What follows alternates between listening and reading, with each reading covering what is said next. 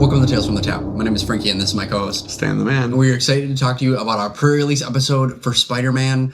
I'm not gonna lie, I was like really down going into Spider-Man, Universes Beyond. I even heard some this week being like, I'm not gonna get any of the cards. I refuse to put them in my decks. And I was like, okay, I mean, but we're constructed players, so that's cool. Right. But like when I was looking at Limited, I think that there's some really unique things that's going to happen within this set that is actually going to make it fun. And so like after reading pre-release, I was like super jazzed. I won't like... That's a good sign because... spoil it now, but... We were getting into it last episode, but we never really got to finish the topic.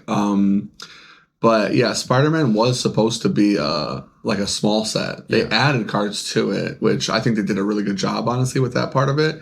It was supposed to be a small set, like Assassin's Creed style.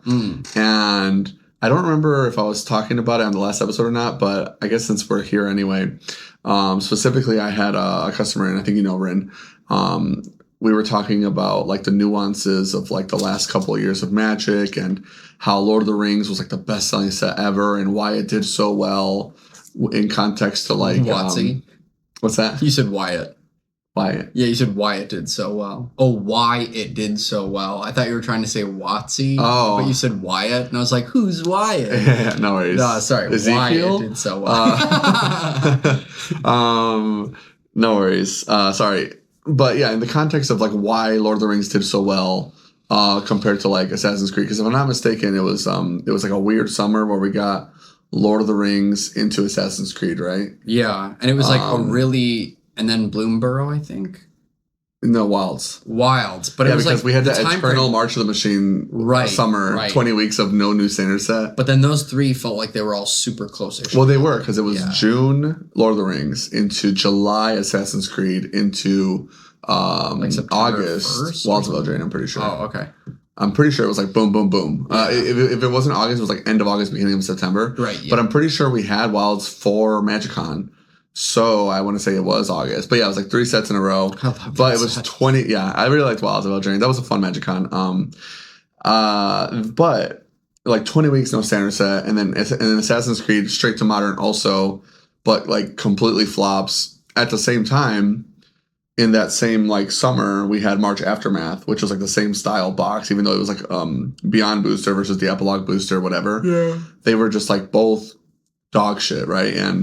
And like, I'll be honest, I wouldn't have released a product out as it was. Like, it's like, listen, man, like they got probably like 30 MBAs on staff. Fire them all. I could have got this done. I could have got this done for you guys, like half the price, a fifth of the price. Yeah, I could have been like, don't do this, by the way. This is going to go fucking terrible. This will be awful. I just feel like these card games don't learn from each other when it's so easy to be the wise man and not the smart man. You know what I'm talking about? Like the smart man learns from his own mistakes, but the wise man peeps somebody else's. It's like, don't fucking do that. Like, Pokemon already invented the 0.5 set and solidified how to make the 0.5 set always be a banger, like always sell out. Even their bad 0.5 sets sell out. And Magic's like, oh yeah, we could do that too. We can be super greedy and ruin Magic and just like... No, you can't. You clearly fucking suck. Whoever's idea this was should be fired from a cannon. It's like, it's crazy. It's like, reminds me of like Sadeep the other day in chat in Discord when like the Crystal Commerce was like crashing the fuck out 2 weeks ago, and he's like, whoever's making Crystal Commerce should be shot. And I'm just like, yeah, that's how I feel sometimes when it comes to like, I don't understand these decision-making processes. Like, don't get me wrong, I'm cool with experimenting, but like, damn, that was such a failure. And to be fair, they did figure it out. Okay, they were like, Spider-Man cannot be a Beyond set. Like, this was fucking ass. We gotta fix this. You can kick those to the side if you want. Sorry about the playmats on the floor. No, all good. But yeah, to kind of go back to what we're talking about, Spider-Man was going to be this Beyond set that was small, which is why it has this weird, freaky, limited format. So like theoretically, WotC's pushing like this 4-player draft format for Spider-Man. We're not doing that shit. We're playing 8-player pods. Well, but like, if you want to try it with your friends, because it's a small set they kind of like added this like 4-player caveat mode. I think people were also like coping like, oh, it's because they're pushing it to commander players and like the commander player pod is 4 players. I'm like, no, dude, it's because they're fucked. It's because they fucked up the Beyond boosters and they had to make this somehow into a bigger set. Yeah, so I actually like what's funny that you mentioned that is what I think is going to happen with the set, my TLDR of like what I think is going on is that I looked at Edge of Eternities and like how many commons and uncommons were in each color. And it's 15 commons per color, right? And then 16 uncommons per color. And for Spider-Man, it's 8 commons and 7 uncommons. Yeah. But I checked, there's still 14 cards per pack. Right. So it's just going to be more duplicates of cards that are already in the pool, which makes me think that like if you are going within a certain strategy, it's actually going to reward. Like we're going to see more decks that have more 2 and 3 copies of cards than like we have before, which will make it like really synergistic because like. Well, that's why they want you to do the 4-player pod, where it's like you'll, in theory, see less cards in your deck. But the 8-player pod is just like the bread and butter of the format. And I already told the draft guys, like, we're doing 8-player pods, and they were like, good. We don't want to do this weird 4-player nonsense. Well, and on top of it, they really like designed some of the cards to like really play well with one another. So because we've got the mechanic Mayhem, which I thought was so... I love Mayhem. I thought it was so funny that in the article they wrote, our new mechanic. And I was like, this is literally madness, just not breaking time restrictions. Yeah, it's not different. Besides, it is a little different. It is a little different. But I get you. Yes, it is a little different, but I think it's like different enough. It's like morph, manifest, disguise... different. Yeah, right. Different, but I just why not call a spade? Why just say we did a twist off of our old mechanic Madness and have this new one, Mayhem. Just say that. Don't be like, this is new. That's because they are not English majors. They are Magic players. Yeah. They got put into a position. But like my example is that they made these, right, we have the rare land cycle that is multicolored. We have like these surveil guild gates. Right. And then we have evolving wilds. And the Mayhem mechanic will also just so happen to work really well off of blue-black's conniving because you can draw a discard off of connive. Yeah. So like I was like, oh wow, that Grixis will really work together. Even though like WotC put it up as here are only these 5 archetypes that we have. Yeah. I actually think that this is going to be closer to a 3-color play your good cards, and picking lands is going to be like really valued. Oh, for sure. Well, especially if you're going to almost guarantee see at least 1 copy of a common or uncommon you want for your deck, then the lands might be like the fucking the tits. They might be like the lands or like the pseudo uncommon slot now. Well, because there have been like some formats, but like picking lands is just terrible. Yes. And like you end up just picking them up as later picks to be like, oh yeah, maybe I could splash later.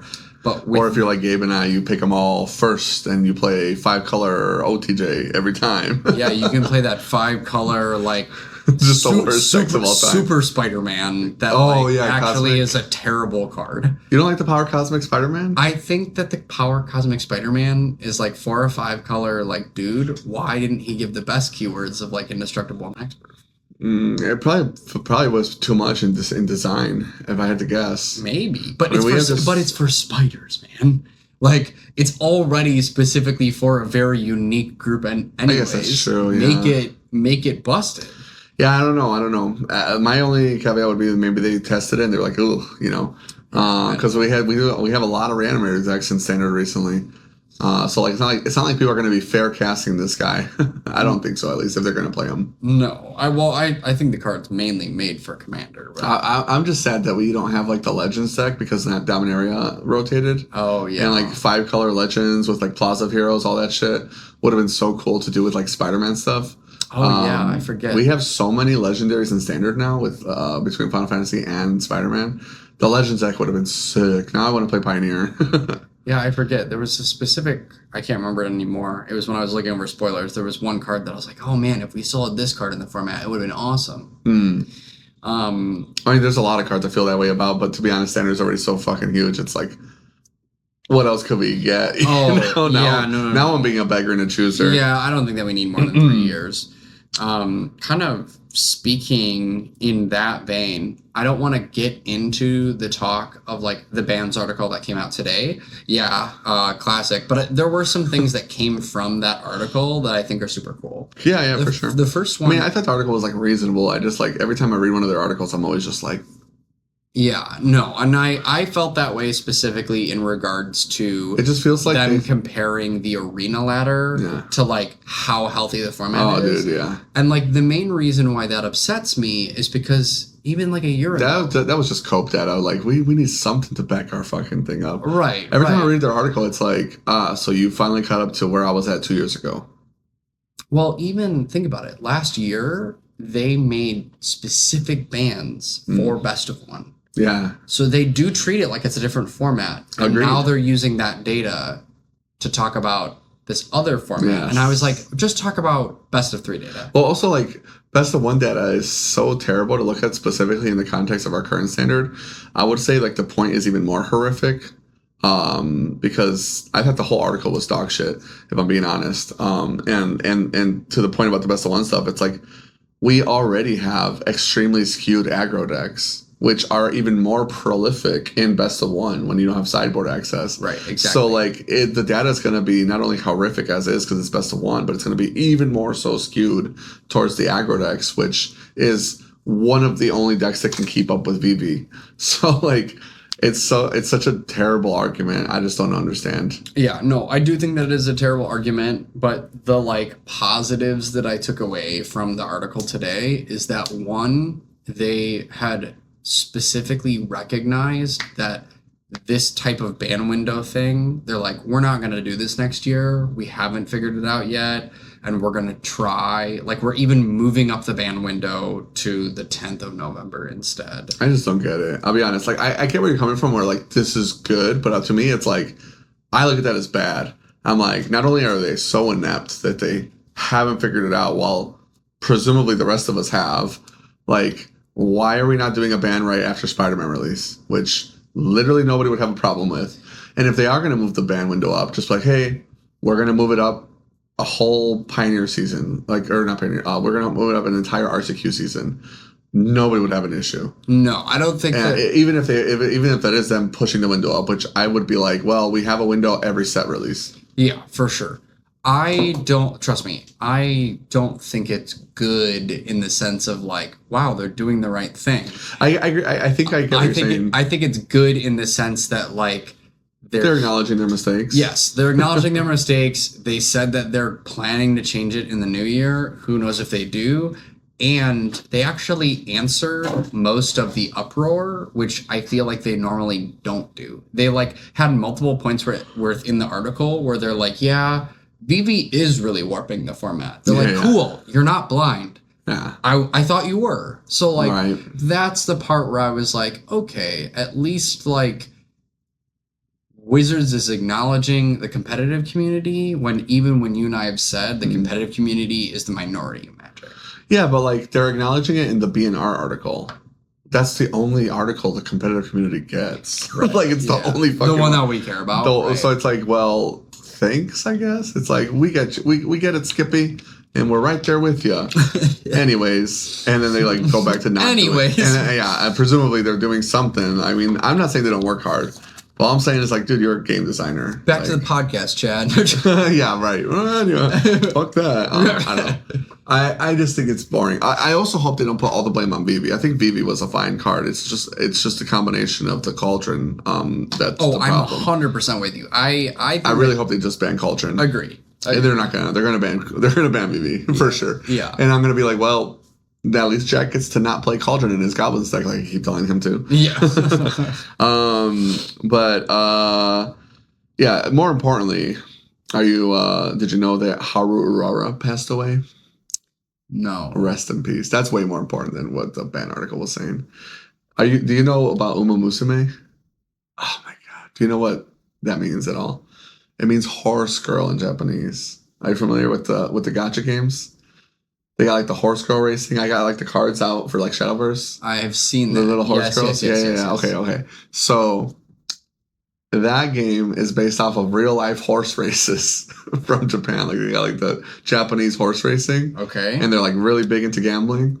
They have their own gacha game now, and it's literally like in that lore of that universe, when the horses pass away, they get reincarnated in like this heaven that is like all the horses become like horse girls, and now they get to like keep racing in heaven. And this one is particularly super famous because this horse has like the best memes. It never won a single race. So it's like the queen of the losers. Okay. It's like the record is like something X and O, like a million losses, bro. Like every race it ever won. But it just died at 29. And it's so funny because they have like their own like website where you can buy stuff for the horses. When like this game came out and like that character got popular because she's like the loser horse, they crashed the fucking website for like donos, like give the horse her favorite food. Like they broke the fucking website. Anyways, rest in peace. I hate when a good meme dies, and we lost a good one. You know, I'm so glad that where the end of that story got to, because when you were talking about just like the lore, these racing horses, It's racing the best. again in heaven, I was like, I might need to end the podcast now because I don't know how to handle this information. It's actually hilarious. And then when you get to this loser horse and all that, I was like, oh, that's funny. It's just so funny. The memes are so funny because it's like it'll be like a picture of the horse like I never give up because she never did. It's even more funny because it's like a psyop for like the young kids gambling now, because at the horse races they'll have like girls cosplaying as the girls from like the game. Okay. And they're like obviously beautiful cosplayers at the event, and that draws a bunch of guys to go to the shows to see the horse girls. They let the real girls on the track before the horse race, like, okay, run. And then they got like Gen, whatever you call them, Y, Z, X, whatever the young generation is, like you got them like gambling on horses again, which is like a dead sport. Just so funny. I'm like, I love that the world is so cooked that we're all just like devolving into whatever our hobbies are, and like that's just it. Anyways, back to Magic the Gathering now. But yeah, so I'm tired of talking about the ban stuff. I never want to talk about it again if possible, because we already knew there wasn't going to be an emergency ban. Sorry, you're welcome. Hate to be the one that informed you. Anyways, I actually got to play Magic fucking finally. I was there. That was awesome. You were there. And I love... I even drove myself. I love... Even... Right, I know that like the event wasn't like great, but Well, that was fine. I actually had a good time. Whenever you go out... Oh, I just meant like... Oh. It wasn't like... You weren't like winning. Oh, yeah. Yeah, but... Well, I was like super sick and I shouldn't have gone, but I was like... Whenever you go out, like I'm like, oh gosh, this day was awesome. And it was a good day. Yeah. What's it called? Yeah, I had a really bad fever the whole time and I was like, I shouldn't have came. But I got that second wind that trolled me. And like it totally ran out on the drive there, an hour away to get to Chupacabra or whatever. It's okay. You still got the Riz. You were jumping up, talking to different people. I was definitely the life of the party. Yeah. I just thought it was funny. I get there and I was like, who are these people? I don't recognize anybody. And then Fred's like, correct. I'm like, oh, God, got it. For sure. Sorry, I just saw K-pop Demon Hunters. Yeah. So good, right? Sabrina's coming over we're going to watch it tomorrow. She hasn't seen it? No, we're both going to watch it for the first time. Put the sing-along version on and then ruin her night. I haven't seen it either, so we'll be seeing it together. Oh, I think you said you saw it. No, okay, my bad. We'll be watching it tomorrow together for the first time. You're welcome. It's so good. Yeah, the event was actually really good. I've always heard like really bad stuff about like Chupacabra as a store, like it smells like shit and stuff like that. And it was a good day, I will say. I was like, well, maybe everybody fucking showered today. I mean, I had come in from work, so like besides I changed my clothes, but otherwise I could have potentially been the guy that stinks, considering I didn't shower. Not that I had time to. Fred is a fucking king. He's like, I got a deck for you. I wrote out your deck list. I have it already. I have the toe. I was like, dude, Fred is the GOAT. He literally has like every fucking deck in standard. He's like, just show up. He is the GOAT. He's been dragging Darren to come out too, and Darren is like Darren's crushing standard. He just won my store champ last night. He scooped the vice president into his invite this past weekend. And he won the invite here. He won the invite here. I think he's got top 8 in a bunch of them. Me and him did really bad at Chupacabra, but yeah, I've been glad that he's been coming out more, and Fred's been hanging out, and he hangs out a lot with Greg Myers, my buddy from high school, so I'm glad to see him come out more for Magic and stuff, which is cool. But yeah, the whole squad was there. It was a good time. Honestly, I thought the store was fine. It felt for me like kind of classic because it felt like a gaming goat. It was so old school. Like it felt like going to like Joe's shop back in the day, especially when the guys in the back were playing games. I saw like they were like back there drinking and playing. Like I saw one guy was playing Yoshi's Island. I was like, "Oh, Yoshi's Island!" And the dude was in the back. Like I think it was the owner actually. I think it was Schultz. I think he was like, "Yup." I was just like, "Well, you guys are having fun." I just kept trying to go to the bathroom, and that was the only thing I would complain about. Fuck, I need a second bathroom. I could not get to the bathroom the whole night. I was like, well, I guess I'll just shit myself. Well, I just have to pee, but yeah. The nice thing was they had the Domino's next door, and they stayed open till like 1 or 2 in the morning. Oh yeah, so I was like, JD, I'm in a control match. Please go get me a pizza. I'll pay you back. He came in clutch because I think he was also playing control, but he got like 2-0, and he's like, I'll go get it.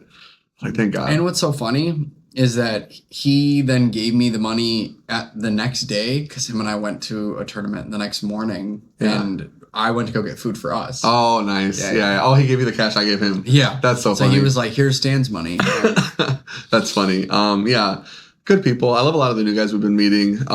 But yeah, so the event was pretty fun for me, even though I was like, oh man, I could feel it during round 1. I couldn't even shuffle my cards. I was like so clammy because like my whole body was freezing, but my hands were like warm. That was it. And so I'm just like, this is the worst. Could barely focus. My opponent was playing a really cool deck though. He was pretty strong too. I think he was Dom's buddy. I don't remember his name, but he was playing I know exactly what you're talking about. Teamer Lands something. That he was playing that vehicle spacecraft at Rampant Growths.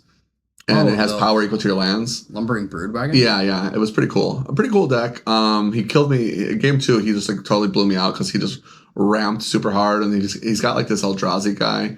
It's like a 6-mana colorless creature that warps. Yeah, the new Eldrazi. Yeah, that card's crazy. It's pretty cool because it warps, and then you get to play a card out of your hand that's like equal to like mana value or something like that, or lands or something. It's really good synergy deck. Basically what I've been wanting to, like with the landfall deck that I was like saying like this could be good. There's playing that. There's so many different flavors of it now. Yes, there's so many versions of the Teamer deck, which I love. Same with Mono Red. There's so many Mono Red decks that honestly I'm on board with Fred. We were talking about like Heartfire Hero could probably come off the bans when they ban Agathas. I'd love to see Heartfire Hero back just because there's so many flavors of Mono Red, and I wouldn't mind seeing Manifold Mouse and Heartfire Hero partnered up again without Monstrous Rage. I agree. Because the trample was the only bad part in my opinion. I think that card without Monstrous Rage is what will do it.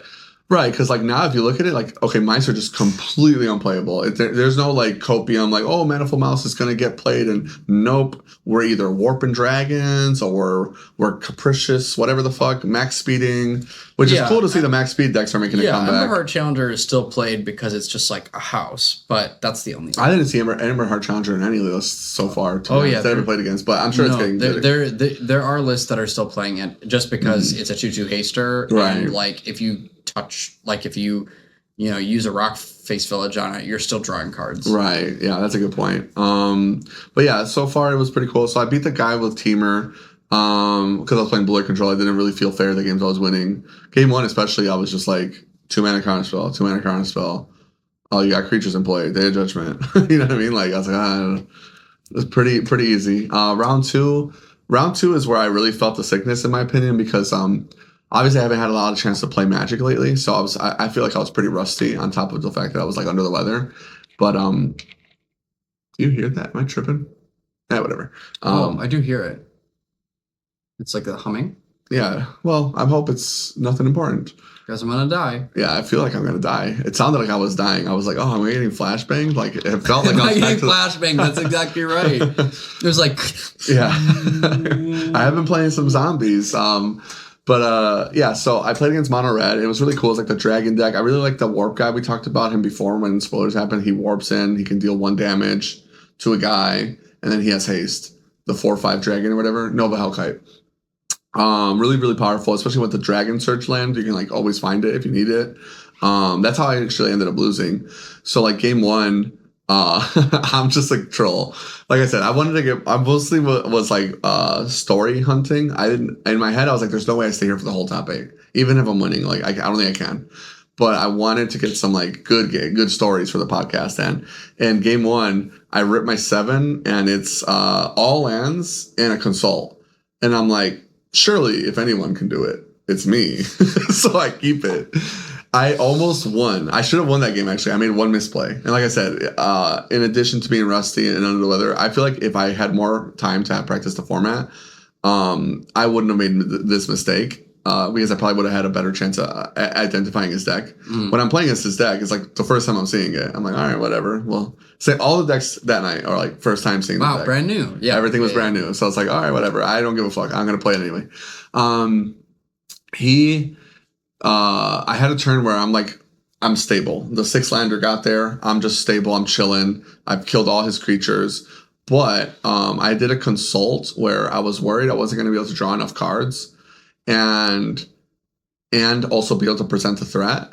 So I took a second consult instead of a get lost off of one of my consults on his end step. I should have taken the get lost because I could have always just pitched my meringue. I think I could have just willingly thrown away my meringue and not have to worry about it. But I was keeping it as removal. And if I did get stuck on cards, I can always just draw 3, discard 1. I would have identified that if I had more practice, because as soon as I put the get loss away, I was like, damn, I regret putting that card down, because I needed that instant speed removal. Because the next turn, he Nova Hellkites me down to 1. And I'm like, man, if I had the get loss there, I would have killed that guy. I would be at 5 still. Totally worth it, to just chill. But I'm still stable. We're cool. I have a counter spell, a lot of mana, go. And he's basically like, he literally has 2 cards in hand. And I'm like, as long as he doesn't have like a shock or whatever the fuck they've got going on in these decks, I don't know, play with fire rotated, I'm like, whatever they got, I'm dead, He goes, Razorkin. And I'm like, well, can't let that happen. Counter spell. Second Razorkin. I'm like, fuck. So if I had to get lost then as well, either gain 4 on the Nova Hellkite or I have it for the second Razorkin, I would have won the game. Yeah. And so I was so tilted because I had 1 life. I didn't even get to draw a card. I was just like, what? You got me. Game 2, blew him out of the water, whatever. Then we go to game 3. That's when I ended up losing to the worst 2 stock ups of my life. Like a guy sitting next to me was like, dude, what the fuck were those stock ups? They were just like, I stocked up twice, no removal spell, no action, just like all lands and like I can't remember what the other card, like terrible cards, like 6 drops. Oh, I was gonna say like Elspeth or whatever. Counter magic after the board is already. Yeah, exactly. Yeah. And I needed to hit just to get lost because I had him down to just 1 card in hand, and he had to search with that land, pay 4 second Crucible Dragon land or whatever. Yeah. Searches for the Nova Hellkite. I'm exactly at 4. And I'm just like, I literally like even pretended. I'm like, let me put these 2 cards to the side. My 2 lands. I'm like, let me put these 2 lands here. He's like as soon as I said there, set aside the get lost mana, he's like, I'm like, I don't know what he's waiting for. Like, there's only 1 action here. I either have it or I don't, Right. And he rips the Hellkite and I die. If I had won that game, I would have probably top 8 because then I would have been 2-0. And I also wouldn't have played against Dom the next round. Sure. Who was like one of the stronger players at the tournament. But yeah, once I got paired into Dom, my eyes glossed over. I was like, I don't really want to struggle against VV and worry about all this bullshit. I'm like already not feeling it. Yeah. But he was playing the Cope VV list, and I call it Cope because he's like, I think my list is better against the real VV list and blah blah blah. And I was like, I'm sure it is. Oh yeah, there's for sure everybody's playing this other one, but your list is better. But I did think it was kind of cute because he was like, I'm playing Storm Chasers, they're not. I do agree. It's the prowess list. For those of you that don't know, it's just like he's probably got a few flavors in there, but it's the one that's playing the artifact that like you get a counter every time you cast a non-creature spell. Oh yeah, exactly. He has that, and then he also had the card that I thought was really cool was he had Get Out, I think it's called. Yes, where you like bounce 2 guys. Yeah. I was like, oh, you build your own this town. Oh, so cute. I thought it was awesome. I was having a good time. Yeah, I was like, and I was just like, okay, show me how this works. That's like the 2 or 3% blue-red prowess. Yeah. They call it blue-red prowess, but it's just like.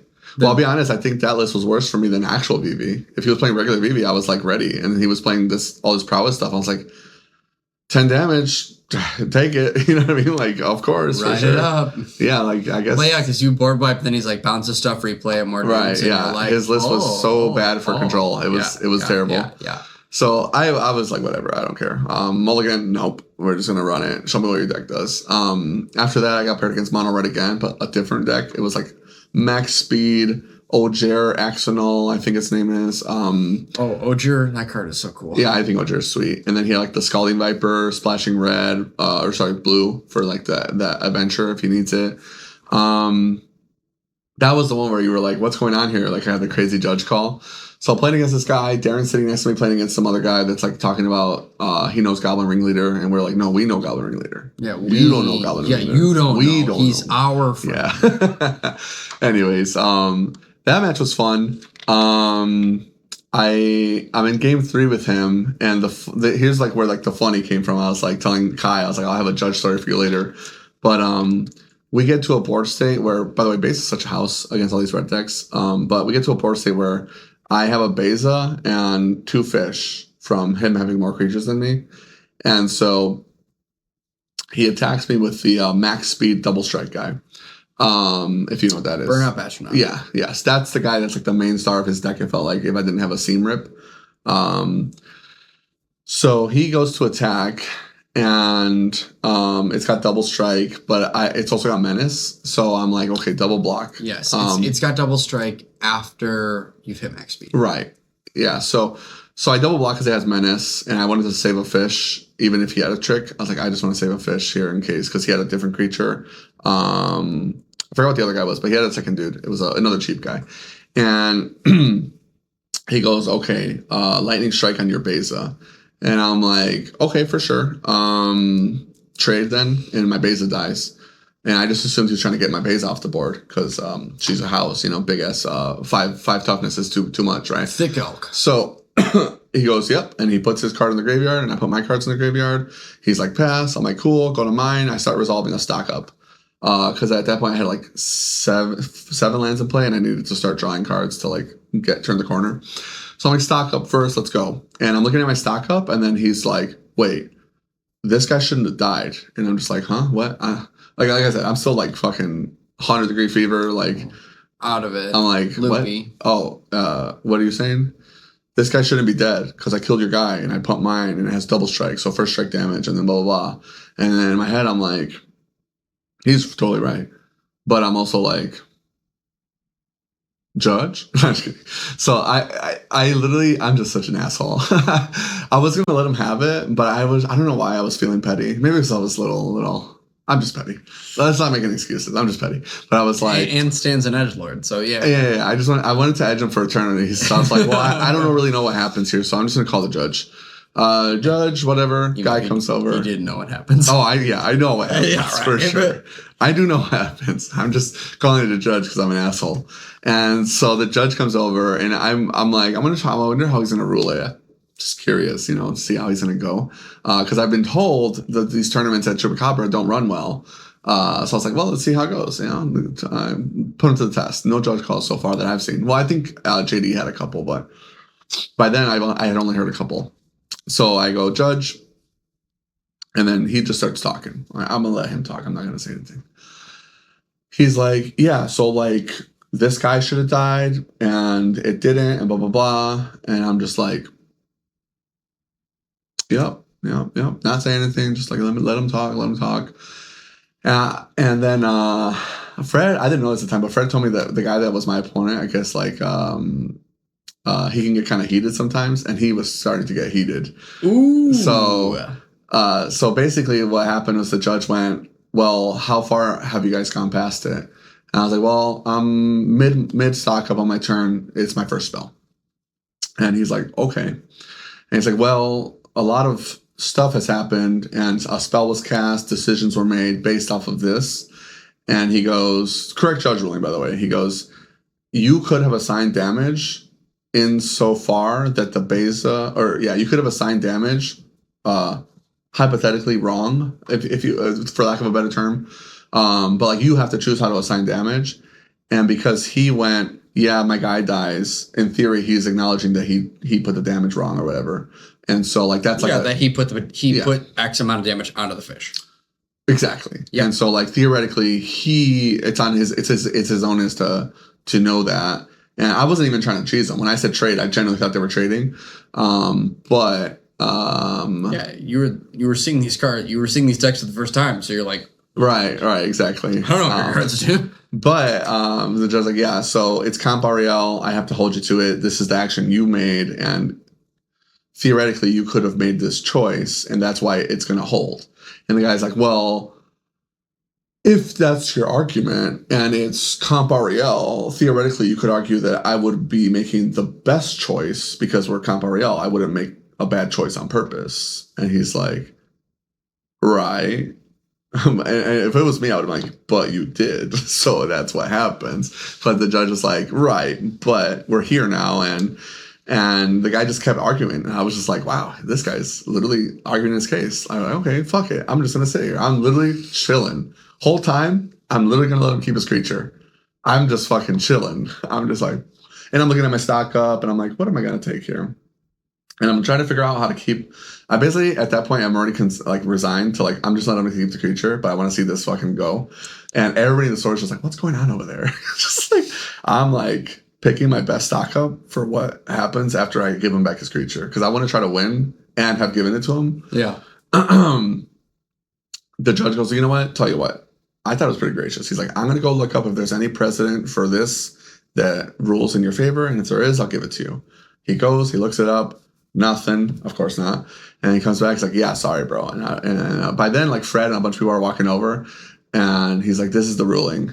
And I'm just like, oh, and like while he's looking it up, the guy next to us, the guy that was like the yapper that I guess Fred had that interaction with where he told him like, hey, you need to chill the fuck out. Yep.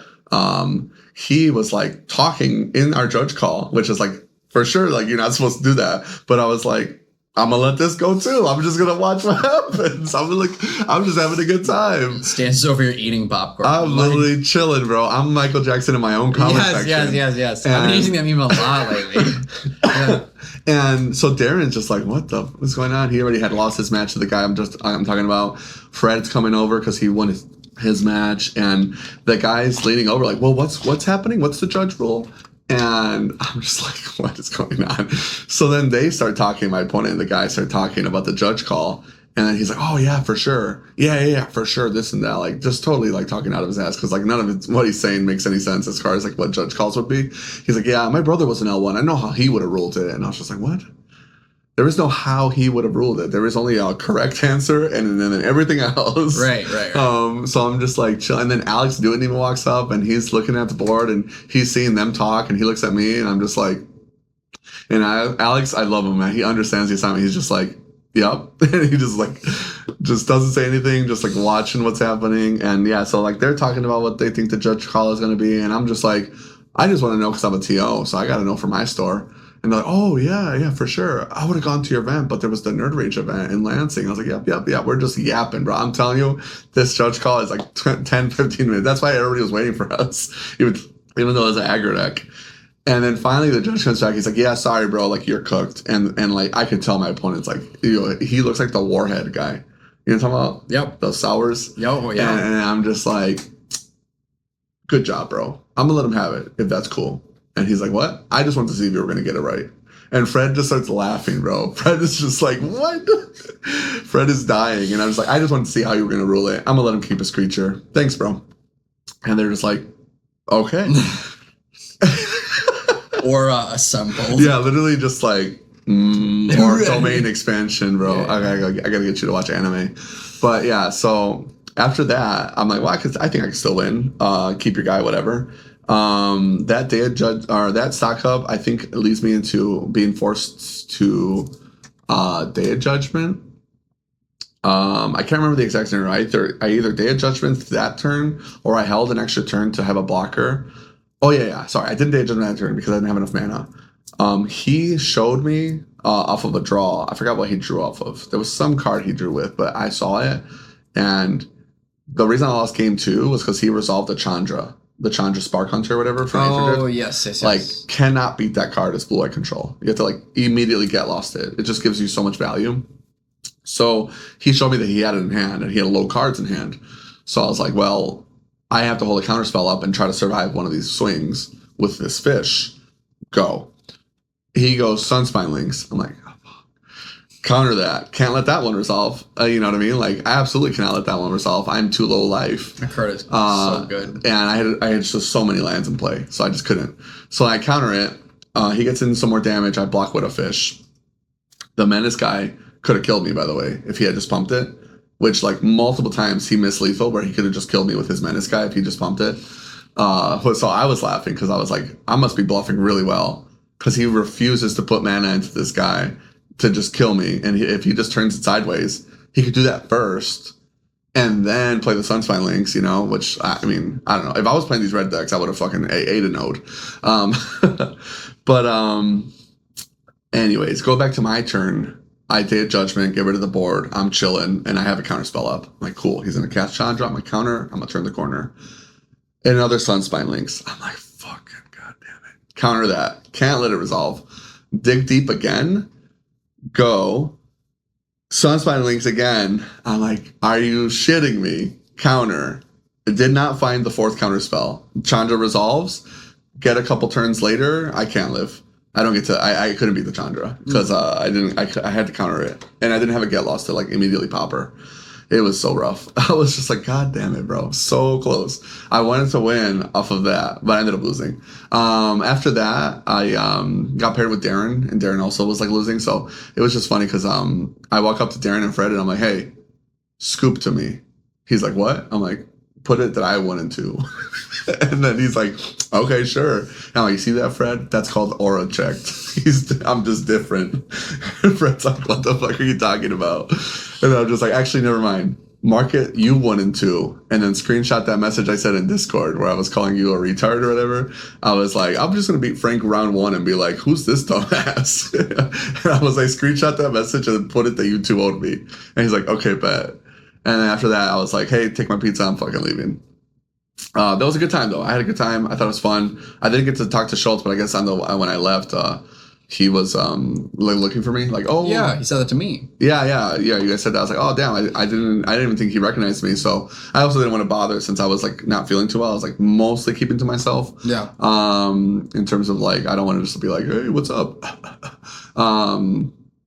Anyways, that was fun. I had a great time, and like I said, that's why we love playing Magic. You know, yeah, absolutely. And it was a good time. And I've actually been like, despite everyone freaking out and all that, I've been doing really well. Yeah, I know you've been crushing too. I'm actually jealous because I want to play so bad. I've top 8'd. I mean, I don't count the last one because there was like 12 players. So like, I did get top 8 pricing. Top 8.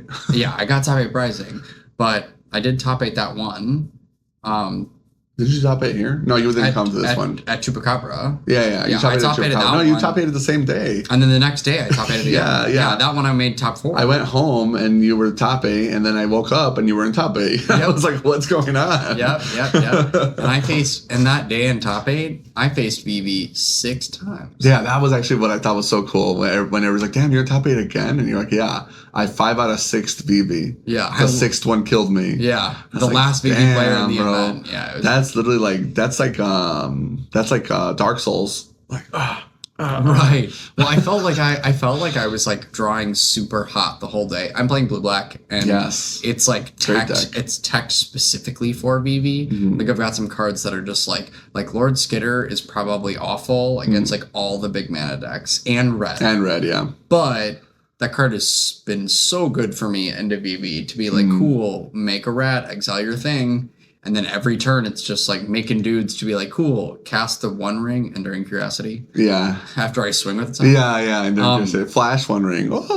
Yeah, so I love Enduring Curiosity. It's felt really, really good. I've had a good time. That's awesome. I'm just so sad that they weren't smart and just like, hey, post Spider-Man ban window, Agatha's gone. Standard would be like healed, so perfect right now. Yeah, because like I do think the format is good, even with VV Cauldron. I really genuinely like the format. I think the format has a lot of cool stuff going on. Just get rid of Soul Cauldron. It should have already been gotten rid of.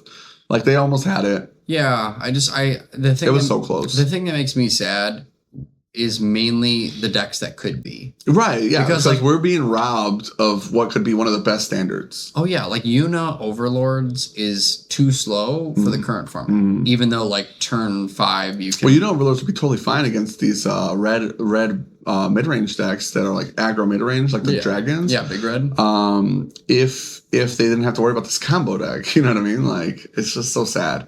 It really is. I actually, my heart weeps for what the standard could look like, because no Agathas, maybe give us back the manifold mouth, or Heartfire Hero, and like format probably looks insane. Like big red, little red, alt red, Yuna, alt red, Dimir, Esper, Pixie. Well, it is like, it's like the not red deck, you know? Yeah. Well, Pixie's even out too because it doesn't have graveyard hate main board. Yeah, I was telling people I could honestly see them giving us back Hopeless Nightmare. Like, this town was like, to me, the real egregious card, but without Hopeless Nightmare, Pixie feels really underpowered. Well, I think that it would also help against the combo.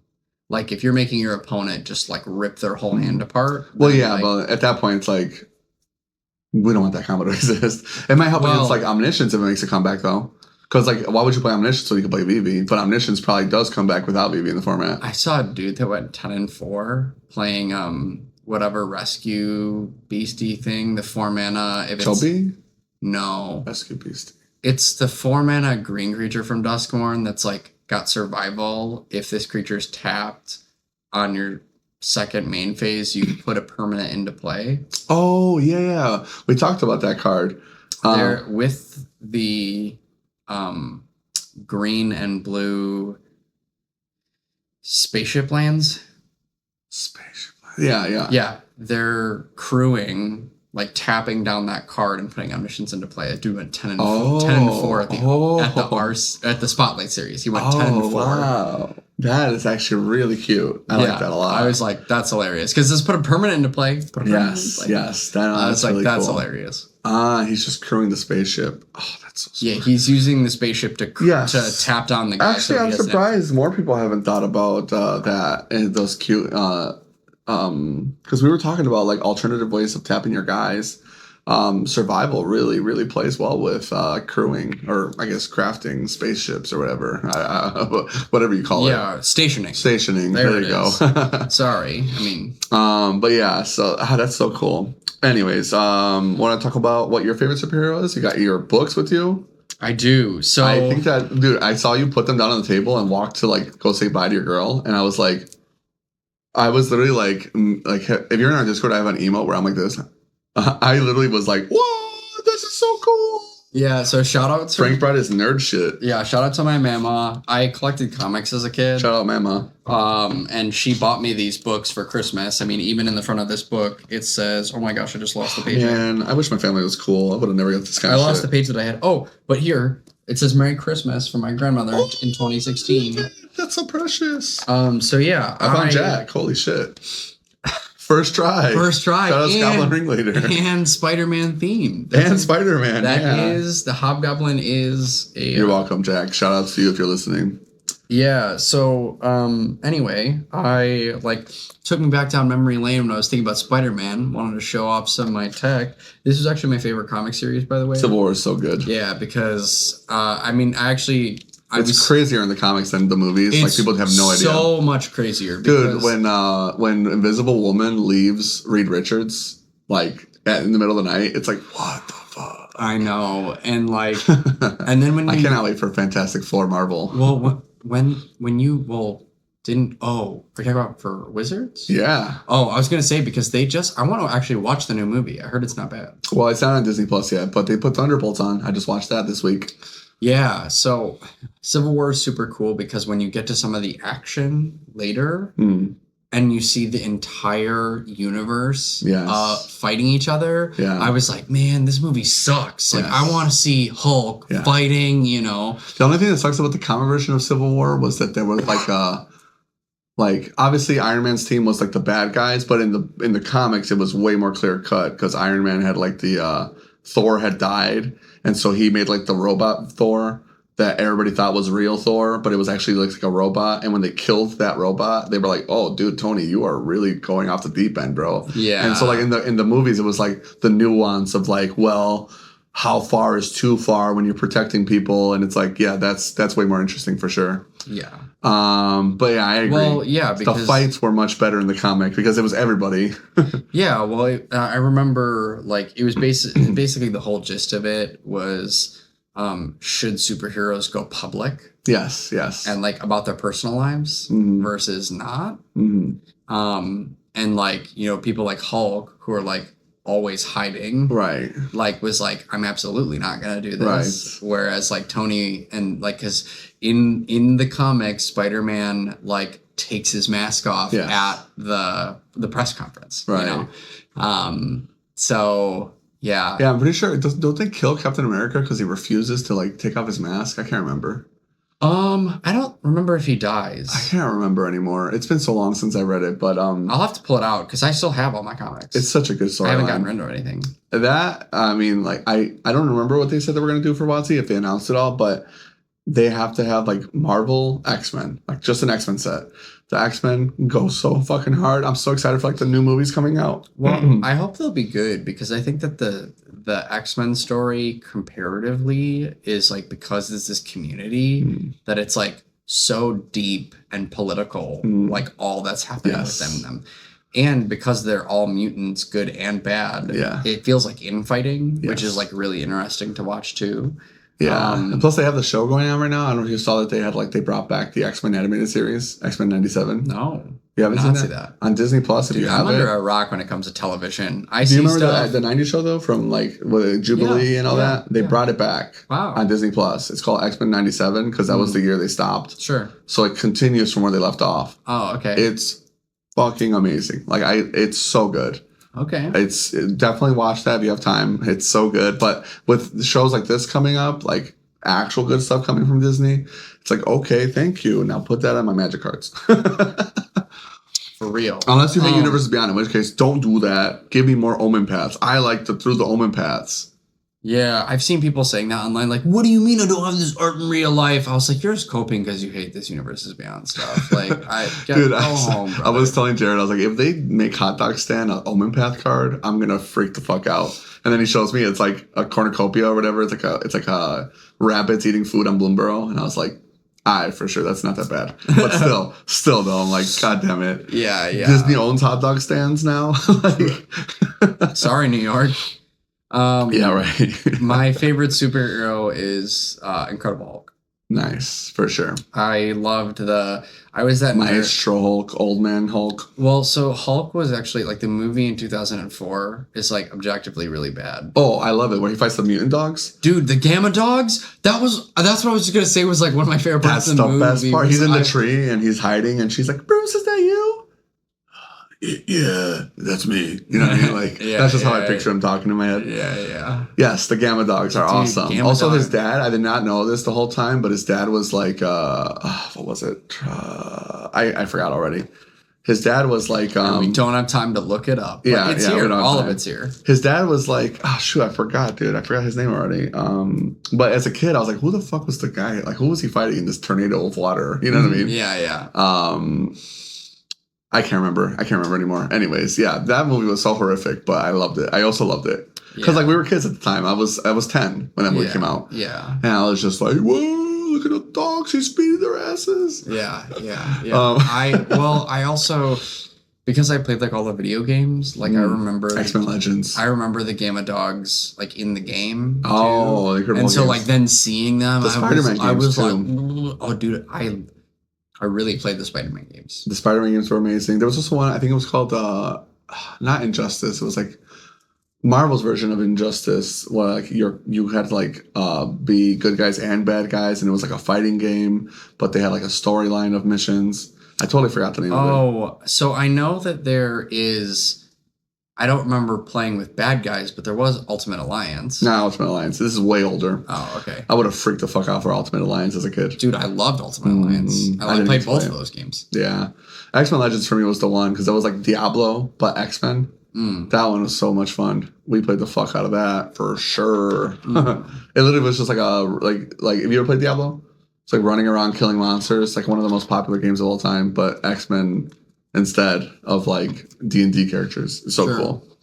With that being said, let's come into some housekeeping. Actually, what's your favorite superhero? And hit us in the comments with it. Yeah, do you have a Spider-Man specific superhero? No, what I meant was like, of the movies, what did you favor? Like Tobey Maguire, Andrew Garfield? That was the question. Yeah, That's a good question. Let us know who you think. My favorite. Oh, that's hard to say, man. I really loved all three of them. See, like I like Amazing Spider-Man for what it is, and I really like Emma Stone. I love her. I like Andrew Garfield a lot. I thought those movies were cool.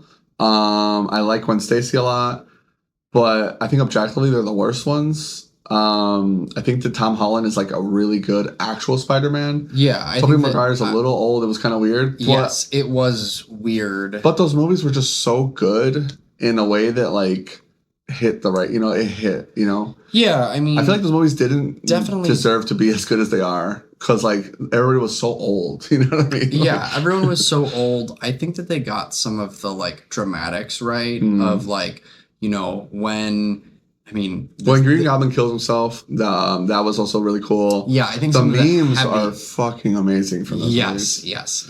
Especially when the memes. I'm so sad they never made the fourth one. The memes of Peter, like of Tobey Maguire, when he like gets the symbiote. Yeah. So good. Well, they were going to make a fourth one and they canceled it. So edgy. Well, the thing that I think they did too really well that I like more than the new movies, like spoiler, I like the Tom Holland stuff better. The only stuff that I miss is that like all of the new Spider-Man with Tom Holland is wrapped up in him wanting to be part of the Avengers, and like his suit is by Tony Stark, or like he does join the Avengers in the comics, but like there's also Spider-Man without the Avengers, and I wish that Tom Holland had some of that. Yeah, I get what you're talking about. I think that's where we're going to be going now, since everybody forgot who he was. If spoilers, if you haven't watched I haven't. Well, you haven't watched the newest Spider-Man? No, I actually did this week with Sabrina. I watched the 2017 one, and I've watched Endgame. So like, we haven't watched the newest one. I didn't. Well, then you'll be happy because Tom Holland's alone now. I didn't watch No Way Home and Far From Home. Okay, those are really good. No Way Home is the one I'm talking about. TLDR, nobody knows who Spider-Man's in it anymore. Oh, okay, cool. You'll basically see it. But yeah, now he's basically on his own, and we're going to probably see that version of Spider-Man that you've been wanting. That's what I agree. They did well with Toby. I wanted Toby to become more... especially with his villains, too, which I thought was sweet. His villains were good. I think Toby had probably the better ones, although Mysterio was really good. Mysterio was fucking... Jake Gyllenhaal killed Mysterio, like, so good. I liked... I wish they would have just done like Toby as like adult Spider-Man for a little bit, actually let him be an adult. Sure. And they kind of just like kept trying to like play both. Right. It's like, well look, he's already graduated. He's already an adult. Right. Already has a shitty job. Like, let him be him. Right. Well, especially because like Spider-Man is actually like, when we meet him, it's supposed to be when he's in high school. Yes. Like that's his drama. Like I remember seeing Toby with like Mary Jane and like him being in high school. I'm like, this dude looks like he's 40. Yeah. Like, Hey, no, don't get me wrong, man. He's one of the greatest actors of all time, bro. Tobey Maguire? Yes, sir. Dude, I'm gonna jump off a roof. What do you mean? Look at his fucking encyclopedia or IMDb. He's fucking great. He's terrific, bro. That's one of the things I think is the worst. He's such a bad actor. Oh, really? Wow, that's crazy. Okay, all right, let us know what you think about that. Maybe not necessarily a bad actor. I think he's a bad Spider-Man.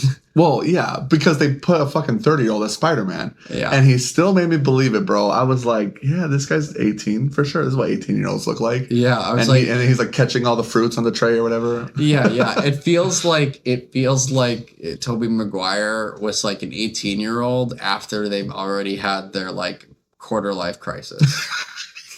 Well, to be fair, his life fucking sucked. Okay, he was aging really fast. Yeah, really I was just laughing when like they're like, "Oh yeah, Mary Jane." They're like early 20s, and she's like, "Yeah, I'm in this play on Broadway. I'm like the most famous actress." I'm like, "What the fuck? Where's your dues?" You know what I mean? You're just the big stairs lady. Yeah. Anyways, yeah. My favorite probably also is Tom Holland, but I wouldn't mind if they went back and did Spider-Man 4, Just do Spider-Man 4 for me, Sony, please. Please, I will watch it. Old man Spider-Man. 40-year-old Spider-Man. That's what I want. Oh, look, an hour and we haven't even gotten to I know. I love it. I was literally thinking the same thing. what's it called? Let's jump into this housekeeping. We don't really need to know what my favorite superhero is. It's pretty normy. Top tier, tap furiously with Gaia's Cradle for the patrons. Shout outs to you guys. Nathaniel W. Lee and Christian Paz. Next tier, Kiki Jiki, tap to ruin your opponent's life. Mike Paulini and Jose Gonzalez and Josh Dodson. Michael Collin and Todd Sylvia. And then we've got tap in 2 blue mana, you know for what, mana drain. Christian Olvera, Jared Munsterman, Joe Asfahani, MTG Chicago, shout out to Sal. And then Trent Glagorovic, Julian Eisenbraun. And then at the bottom tier, we've got Tap That Bird and Fly. Any color mana, by the way. Gabe Mendez and Hector Alvarez. And then if you want to support the show, it will always be free on YouTube. Please, if you could just double check if you've liked, commented, anything, subscribe. It really goes a long way for us. Spotify, Apple Podcasts, etc. But the best way to support us is on Patreon. So shout outs to you guys. Really appreciate just the views for those that are with us. And if you're new, please one more time if you could subscribe. Really goes a long way. With that being said, let's jump into some new stuff. Finally, we'll have to put a note. The real podcast starts an hour in. Yeah, right. For those that care just about Spider-Man and how to pre-release, we've got some mechanics to talk about. Yeah, so the first one is web-slinging. You may cast a spell for an alternative cost, whatever is the alternative cost for web-slinging. If you return a tapped creature you control to its owner's hand.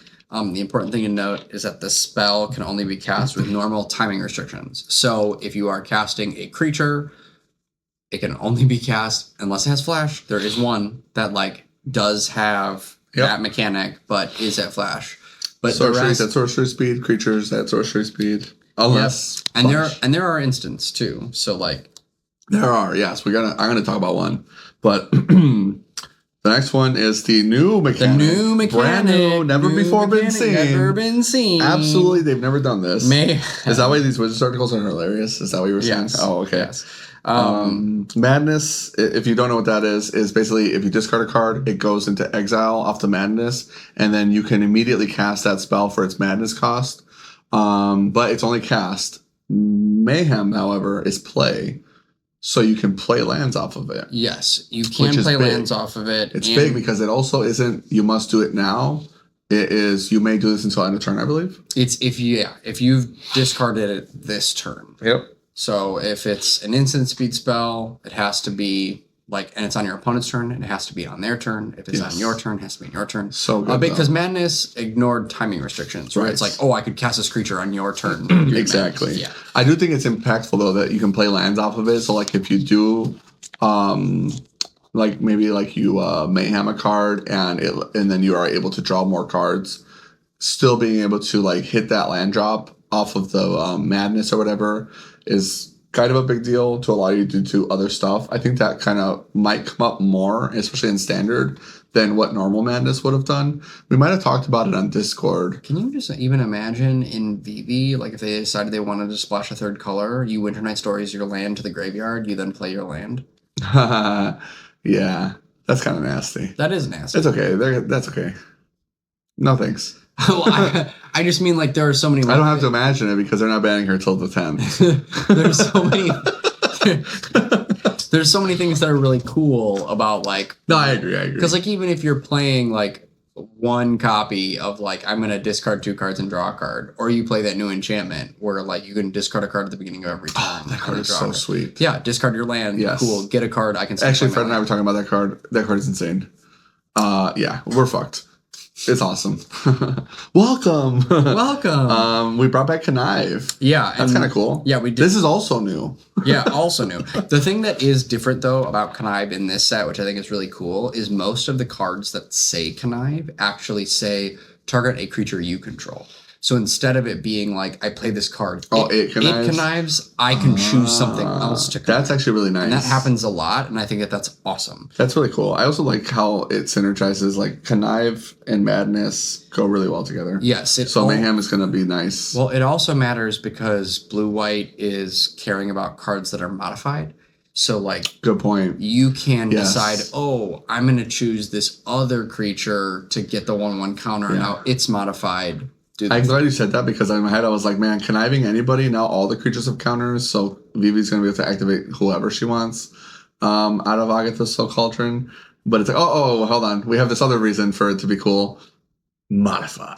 Right. Which is actually kind of interesting that Modify is back because that was a Kamigawa one, right?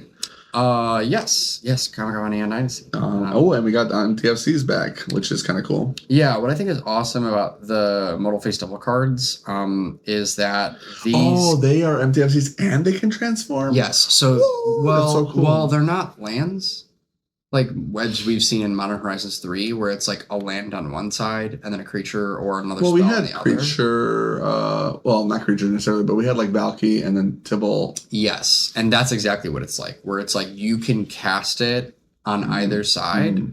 However, almost all those creatures have a single side that you can then transform into the other side. Right, exactly. Yeah, that's what we were confused about. We're like, why does it have a different mana cost? I was so confused at first. It's cool that it's both sides. That actually makes so many of these cards that I was like not hyped for. Now I'm like extremely hyped for them. Holy fuck. Yeah. That is so cool to know because like, yeah, you want to be able to be like Peter Parker early and then like maybe late game, I'm like, okay, now I'm doing my crazy Spider-Man card. Right. Exactly. Right. And it also, I think also why that's cool is if you have the ability to play it in certain decks and there are decks that give you restrictions, like let's say there's something that's hindering you from casting spells that cost 4 or more. Well, you can play the Peter Parker and get around the restriction. That's a good point. Versus, or if it's in reverse, you can't play small stuff. Well, I can just cast it on the Spider-Man side. Yeah, Chalice on 2. Wrong. Yeah, wrong. Exactly. I think that's really cool. That's interesting. I like that actually. And then we get these archetypes. And like you said, these archetypes, even though they've only picked 5 2-color clans, it kind of feels like they all synergize with each other, at least based on what we're seeing with what they picked. Yes, they have the ability to go across, and I think that you will, especially with, like, right, if you're trying to draft this 2-color whatever, and you're getting cut off a color, well, you need the ability to go to other places because there's less cards in the set. Yeah. And so I think that was intentional, and I think that will be good and make the format interesting. The only time where I think people will feel really bad is if, like, you get hard cut in 2 directions, and then you're like, I just have a deck that sucks. That makes sense, yeah. Because I'm already seeing, like, you could do, like, Esper instead of just blue-white modified or blue-black villains connive. You're like, well, Esper could be my 1/1 counters deck. Yeah, like I could do, because even there's a black Venom that's like a 4/5 with Death Touch, and you can exile it from your graveyard, put 2 counters on something, and then give a creature Death Touch. Well, now it's modified. Yes, you know what I mean? Yes. So like that works in your modified deck. Yeah, that's pretty cool. Yeah, and so is it a Death Touch counter? Is that how it is too? Yes, that's kind of cool. It's 2 1/1 counters, and I believe a Death Touch counter. Nice. So it's super modified. Yeah, the only thing I wanted to say specifically about modified is that, and this is mainly, I guess, more for commander players, is that modified only counts auras on stuff you control. So like if your opponent casts an aura on your creature, it's not a traumatized kind of thing. Like, yeah, it's not modified for you. It is modified for them. Charmed Sleep is what I'm thinking of. Yeah. Like, your guy's like a pacifism. Doesn't modify your guy. Yeah, Understood. Yeah. Interesting. Well, that's kind of sad. Yeah. Interesting. Yeah. So green red is large spells. That's kind of different. Exactly. Wow, different. Same, but different. Same but different. Right. Red black mayhem. All right. I'm gonna pretend that's not the devil. And it's not sacrifice. But it's discard. But it's discard. Definitely different. Green white spell slingers. So that's like all the guys that are like Spoodermanning. Yeah, that's bouncing. Actually kind of cool.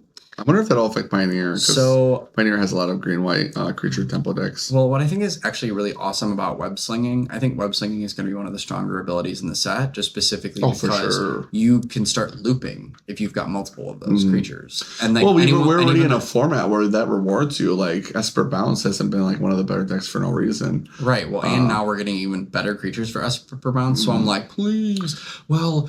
And on top of that, I think that one of the things that is actually going to feel really scary about the format for Limited is that when you bring in like this Spider-Man Web-Slinger, you bring it in on turn 2, that's a 3/3 on turn 2. Like, that's ahead of curve. Yeah. And so, like, when you bring in some of these creatures early with web slinging that have really big bodies, you're like, huh.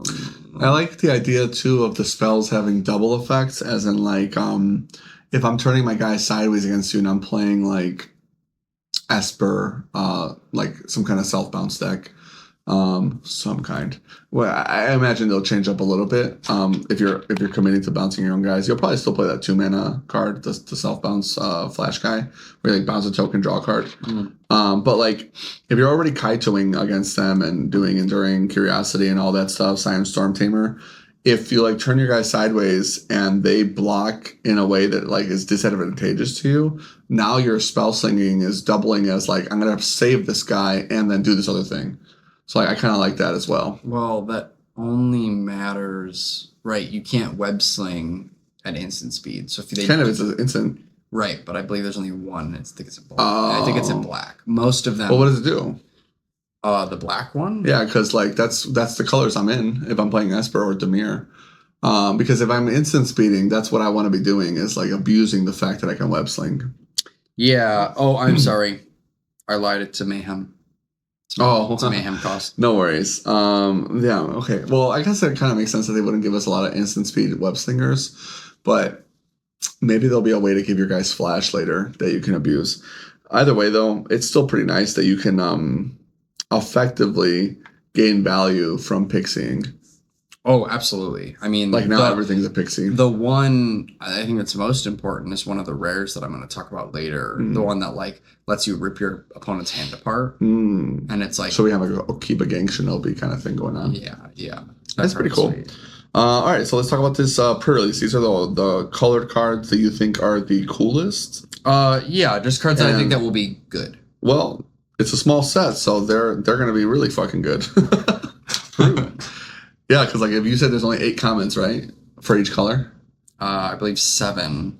7 comments for each color? 8 commons and 7 uncommons for each color. Damn. So like when you're talking about these cards, for context, he's talking about like 25% of the cards in these colors, effectively. Oh yeah, and you're gonna have multiple decks that have multiple of them. Exactly. It's kind of crazy. Yeah. So cards to look out for, but I mean, based on how many repeat copies you get of another guy, it's gonna be funny when we all like pass the packs around and like everybody gets the same shitter card at the last pack. You know, like because like you might still fight for the lands. Like, oh, last card. Oh, we all got the same guy. Like nobody wanted this one. Yeah. Go ahead. Anyways, white cards, commons. Yeah, first one is Spider-Man Web-Slinger. It's the 2 and a white legendary creature Spider-Man human hero. This is the web slinging for 1 white, and it's a 3/3.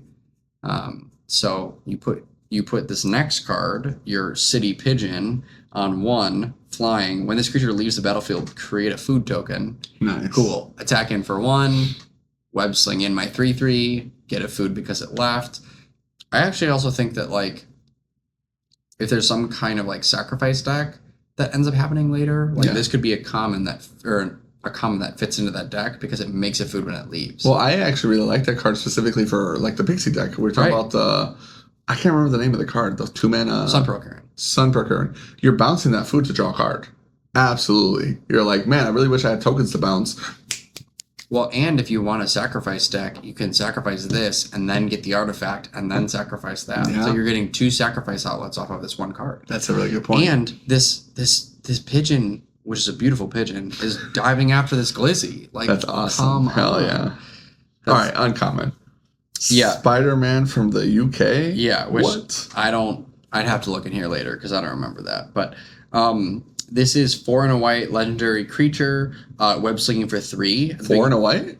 4 and a white. 3 and a white. 3 and a white. I'm sorry. 3 and a white, 4 mana. Web slinging for 3. At the beginning of your end step, if 2 or more creatures enter the battlefield under your control this turn, you draw a card and you gain 2 life. Yes, we love that. Yeah, if 2 things entered, you draw a card and gain 2, and it's a 3/4. Yes. Like, ooh. So you bounce the pigeon. Nice. Replay the pigeon. Well, is it non-tokens? But it's if 2 or more creatures enter the Oh, battlefield. creatures. I So thought, like sorry, I thought it was permanent. he enters, Yes. and then you play the And then pigeon, you play the pigeon, and yeah. then bam. In my head, I was like, bounce the pigeon, get this food token, 2 permanents, baby. Yeah. Okay. Still pretty strong. Balanced, but strong. Yeah. And now we've got sudden strike. And that's what I think is going to actually like be a tell of the format is like your deck is going to need to grind because stuff like this will be happening. Yeah, for sure. Which I'm down for. I hope Spider-Man has a good impact on Standard because we fucking need it. Spider-Man has to make Standard more fun. It absolutely has to win the hearts over. If anything, that was their psyop. Like PvP's gonna ruin the fucking format, and we're gonna make them hate Universes Beyond. But then we're gonna make them love Universes versus Beyond because we're gonna fix Standard with more Universes Beyond. You're welcome. Yeah. Yes, thank you, Monty. This first one in blue, Doc Ock's Henchman, 2 in a blue, flash. Whenever this creature attacks, it connives, and it's a 2/1. Oh, beautiful. Yeah. Draw cards, flash creature. Love it. You love it. Yeah, that's so good. Next is Unstable Experiment. I actually think this card is cool as hell. I'm so pumped about this one. It's 1 in a blue, instant. Target player draws a card, then up to 1 target creature you control connives. Nice. Yeah, so not bad. I'm assuming you lose both of this if they kill your creature, right? Sorry, let me see it then. So you're saying, okay, target player draws a card, then up to 1 target creature you control connives. No, because sorry, if they kill the creature? Yeah, like if they kill the creature. Because it says target player. Got it, sweet. If it didn't say target player, then yes. Because when the spell loses all its targets, it gets countered by game state. It doesn't fizzle, actually. Perfect. But because that's amazing. You get the ability you will automatically draw a card for 2. And then you could draw a second and alter one of your creatures. That's so good. Well, it's especially nice that you're not just conniving for no value. Like, when you're like hellbent ledger shreddering. Right. You're like, I'm gonna at least get to draw a card, and then so it's like almost like a faithless looting. It's pretty nice. Yeah, I think that's awesome. My honorable mention, I don't have a lot of honorable mentions because I want to keep it short, and we're not going to as usual. But this one I think is pretty dope. Doc Ock, Sinister Scientist, and they have like a common legendary at each, which I think is also kind of fun. This set was made for Dominaria. So legendary creature, human, scientist, villain. As long as there are 8 or more cards in your graveyard, Doc Ock has a base power and toughness of 8/8. And it's normally a 4/5. Kiora deck? We're back. As long as you control another villain, Doc Ock has Hexproof. Oculus deck? We're back? That'd be kind of cool. Yeah, well, and I think that this thing can give itself Hexproof if you control another villain is sweet. Yeah, of course. I don't want my 8/8 to just get fucking like a long goodbye or whatever. Well, long goodbye is for 3 mana or less, and he's a 5 mana. Oh, he's a 5 mana creature? Yeah. Oh, my bad. Then Bitter Triumph. Oh, yeah, just like Destroy. For sure. Next one is Robotics Mastery. Talking about modified. 4 in a blue, enchantment aura, flash, enchant creature. When this aura enters, create 2 1/1 colorless robot artifact creature tokens with flying. Enchant creature gets +2/+2. Not bad.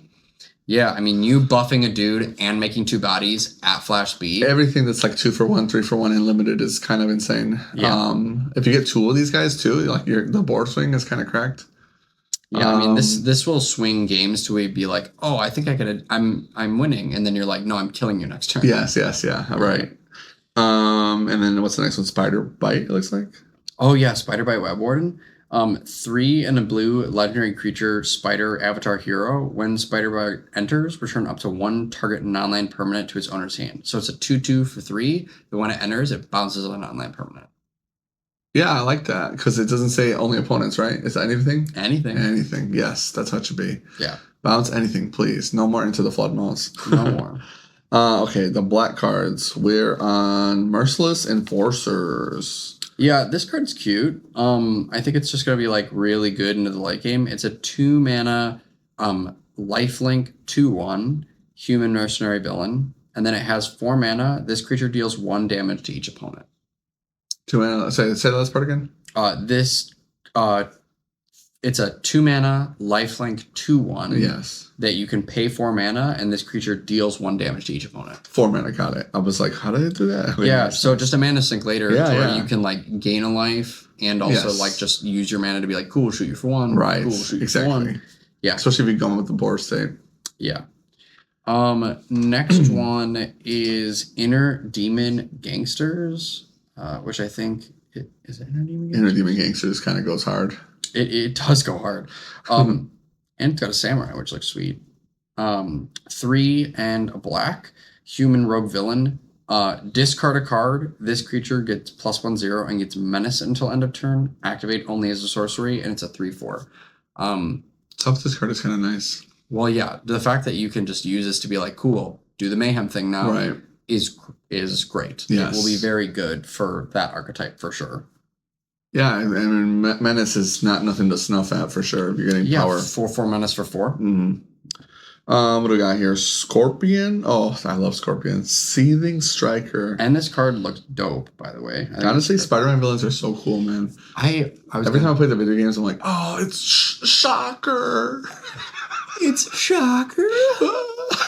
Oh, geez, Scoob. Vulture.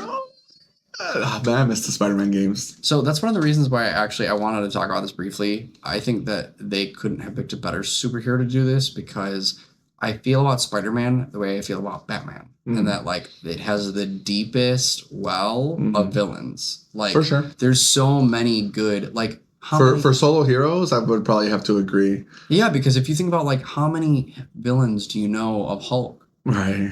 The general dude who's, like, dad of his girl, and then Abomination, and then what else? You know what I mean? Yeah, so it's like, Spider-Man, you've got, like... I think I looked at a list of 30 today and knew most of them. Yeah, that's a good point. I definitely agree. Spider-Man has a lot of cool villains. So I'm going to say about Batman. And Spider-Man's also like probably the most popular superhero of all of them. Spider-Man by himself. I remember like seeing polls when like the first movie came out, like back when polls were a thing. Like polls and like news outlets would talk about it, and everybody was like, Spider-Man's my favorite. It's not close. Like the second would be like Wolverine or something. It's like, yeah, that kind of makes sense. You know, Wolverine and Spider-Man. Nobody ever fucking stops talking about them. My favorite's Superman. I was more of a DC brat, but yeah, Marvel goes crazy. One of the few things that I got from my dad was I have the Spider-Man, like the death of Superman comics. And like it came with this big tombstone. Yes. I've got like, I actually found a piece of paper today with like a news article of Superman giving his life. It's really cool. The only thing I hated about Superman was that like DC didn't really know what to do in the comic world, and so like as time went on, they were like, and he has this ability, and Superman has this ability, and being like, he can fly around the world as fast as Flash can run, and then it's like, okay, well, why do we care about Flash then? If like Spider-Man or Superman can do it too? Gosh darn it, how many times am I going to do that? It's like a swear jar. Jeez. Okay. Yeah, sorry. they have to get really convoluted with the Speed Force.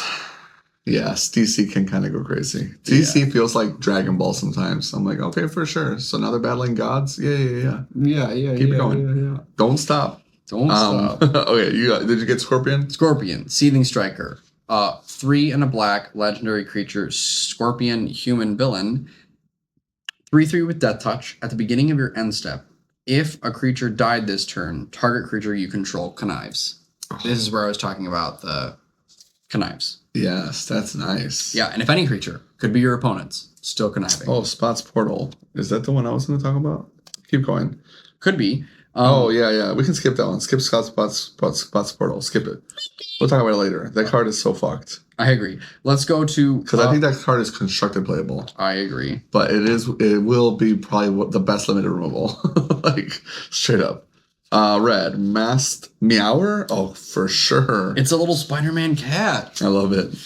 Like, look how cute. That's how it should be. Yeah. So, Masked Meower, 1 red, 1/1 Spider Cat hero with haste. Discard a card, sacrifice this creature, draw a card. So it's a 1/1 with haste that then allows you to enable your Mayhem later by being like, cool, sack this, discard the thing you want with Mayhem. Also, I'm going to draw a card. Yeah, that's interesting, actually. Yeah, super It's kind of crazy that you get the discard and the draw in a Mayhem type of set. I wonder if that'll become standard playable, because like it's like early chip damage, and then you're like, well, my chip damage is no more, you know? Yeah, That could be kind of big. So we got Spider Islanders. Yeah, this was spoiled like pretty early. And after reading it, I'm like, this is just cracked. Is the same thing is true for Spider Islanders? I'm just imagining like maybe I want to do this on turn 2 with the Spider Meowers. Is that what it's called? Yeah, whatever. The haste cat. Yeah, so this is a 3 in a red Spider Horror Citizen, and it's got Mayhem for 1 in a red, and it's a 4/3. So turn 2, sacrifice my thing, draw a card, play my 4/3. 4/3 on 2 is like, I am afraid. Yeah, and that's after you attack too. So Right. Theoretically, they're at 18 life. Yeah, 18, and then you draw a card and put on. Yeah. That's pretty cool. Yeah, super cool. Superior Foes of Spider-Man. Damn, that kind of goes hard. Yeah, that it does go hard, and let me tell you, the art also goes hard. And they included a bunch of heroes or villains that they didn't actually like include in the rest of the set, which I think is awesome. It's 3 in a red, human rogue villain, trample 3/3. Whenever you cast a spell with mana value 4 or greater, you may exile the top card of your library. If you do, you may play that card until you exile another card with this creature. I remember this card now. Yeah, the 4 or greater thing is kind of crazy. It made me think of like the raccoons or whatever. That's what it was. Yeah. I mean, if you're playing like casting big stuff, yes, rewarding. Yeah, seems kind of good though. Well, it's so good because you just being like, cool, I'm gonna play this big thing already. Now I've got draw out of it, and this creature also has trample. Yeah, goes hard. Yeah, I agree. I'm just curious if that might break into constructed in some kind of the teamer decks. You know, those guys abusing the big spells. I wonder if that might actually work. Oh yeah. Is it based on mana value? It is, whenever you cast a spell with mana value 4 or greater. I wonder how that works with warp. Isn't it warp? Isn't it still its mana value? I think you're right. That might be kind of cracked. That'd be kind of cool. I'll have to look at that. That's correct. Anyways, okay. Wait, if that was the case, can you imagine playing Quantum Riddler with beans?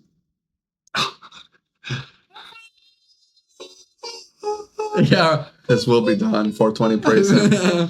He has risen. Oh my god. I've been watching Fred play Quantum Riddler in Esper Pixie. Yep. Or not Pixie. Esper Gorios. Esper Gorios, yeah. In Modern. Oh my god. That card is so fucked up. He's like, yeah, so I pitch my hand to Psychic Frog, and then I Quantum Riddler, and then I ephemerate it, and then I draw a million cards, and then I have like 5 cards in hand after I'm like, what the fuck just happened? And you have Solitude in the same fucking package, so you can like keep discarding cards to like fuel the plan. Yeah, it just seems so crazy, and I still think they should unban Grief. So like, I love it. All right, what's next? Shocker. Oh my boy, Shocker Unshakable. Yeah, so this is I love Shocker. 4 red. Legendary human rogue villain 5/5. During your turn, Shocker has first strike.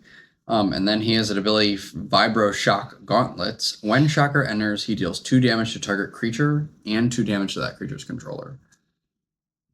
Not bad. So you killing a thing, shooting 2 damage, but then you also have on my turn, my 5/5 has first strike. Yes. I think in this format, like that thing sticking is going to close games. Oh, for sure. Yeah, for limited specifically, this card is definitely a house. It's first strike and limited is just kind of cracked too, especially on such a big body. Yeah. Like, and mandatory blocks, you can't really jump it very well. Well, and you can have a turn where you're like, cool, I killed the thing, and now I've got a big dude. Now you really can't swing.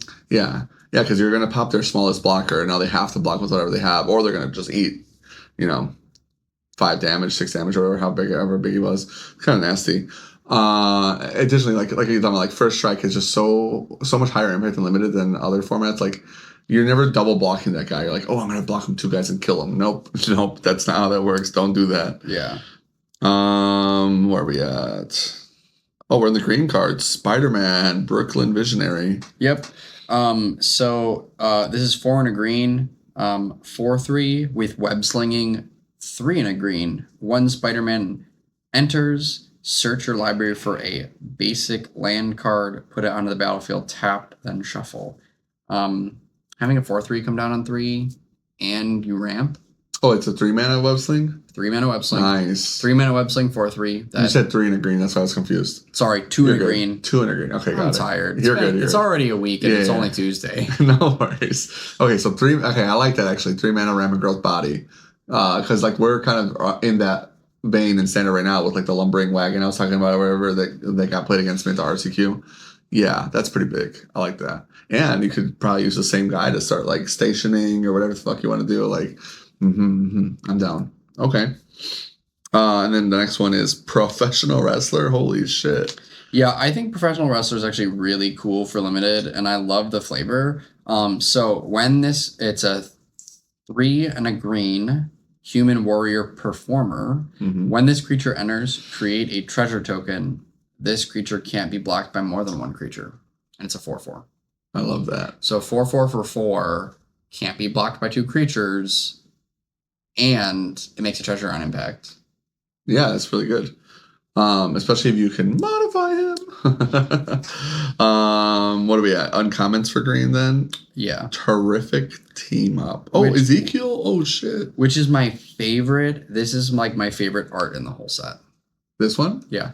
Let me see. Oh, that is good, actually. Holy fuck. Yeah. Venom and Spider-Man. And Miles Morales. Yeah, and Miles. Oh, that's so cool. Okay. Terrific team up. Go. What does it do? Yeah. 3 and a green, instant. This spell costs 2 less to cast if you control a permanent with mana value 4 or greater. Okay. 1 or 2 target creatures you control get +1/0 until end of turn. They each deal damage equal to their power to target creature and opponent controls. This could be 2 mana. Oh, double fight? No, wait, it's bite, isn't it? Nope. It's double bite. Yeah, double bite. Double bite. Oh, God, that's correct. Yeah, double bite. Wait, that actually makes those green decks in standard kind of correct. Instant speed, and you can do it for 2 if you've got a big dude. Which doesn't seem that hard. 4 mana is not that much, That's insane. Holy crap. Now imagine you're doing that with like... But it can be 2 mana.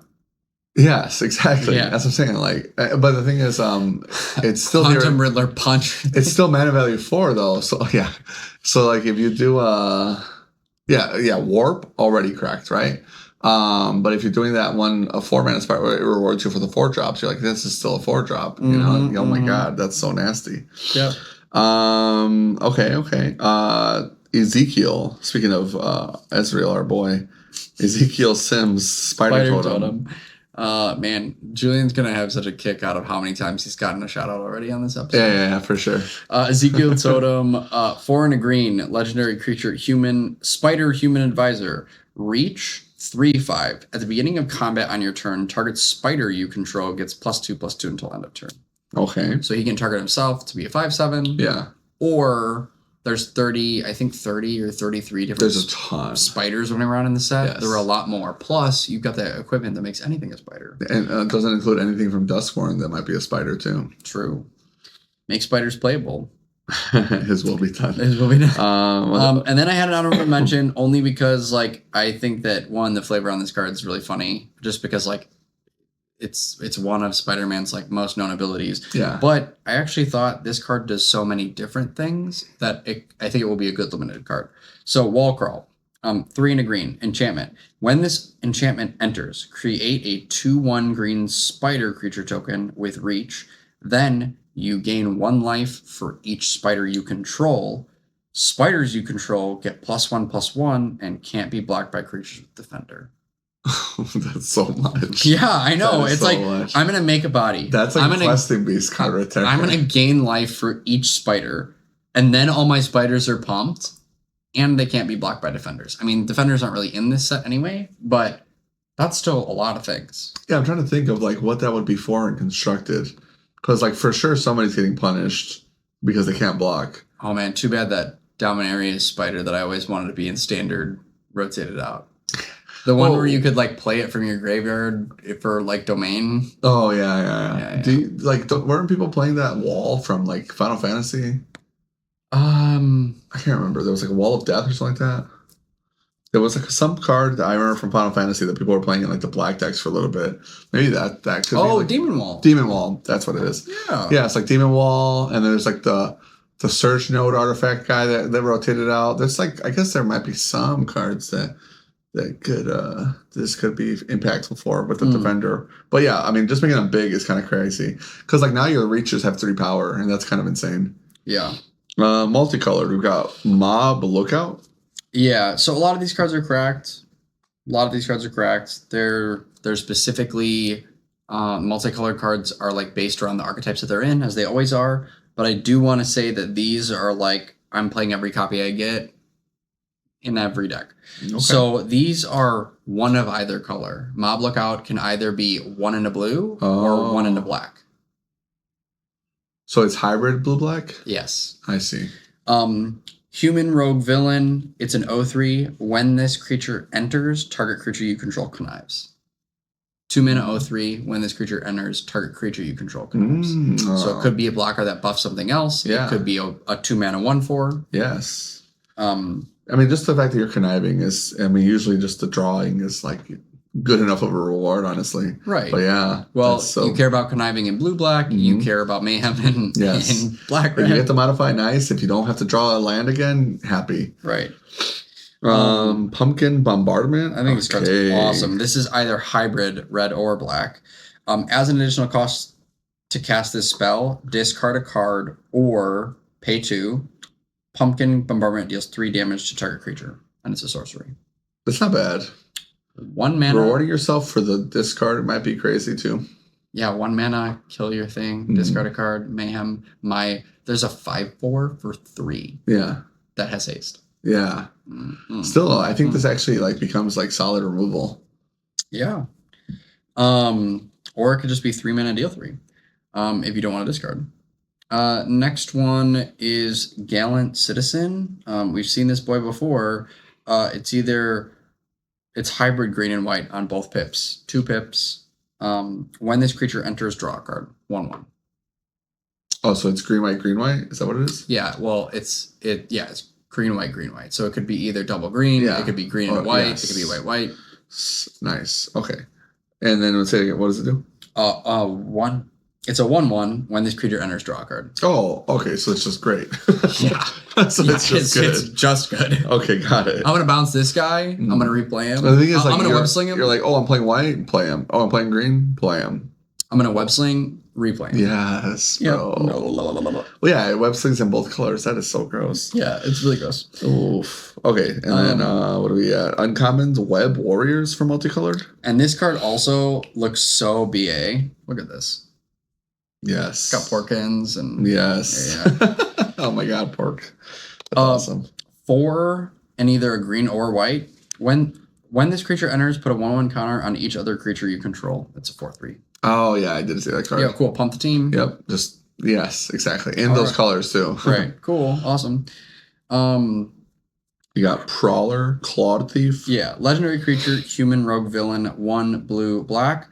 Menace, 2/3. Whenever another villain you control enters, Prowler connives. Oof. And he's a 3-drop? 3-drop. Whenever another villain enters, connive. What's his first ability there? Menace. Oh, he's got Menace and that? Yeah, he's a Menace 2/3 for 3 that connives every time a villain enters. I see. That's pretty gross. Shriek. Is this Troublemaker? Troublemaker, Treble? Yep. Like music? Yep. Okay, got it. Here comes trouble.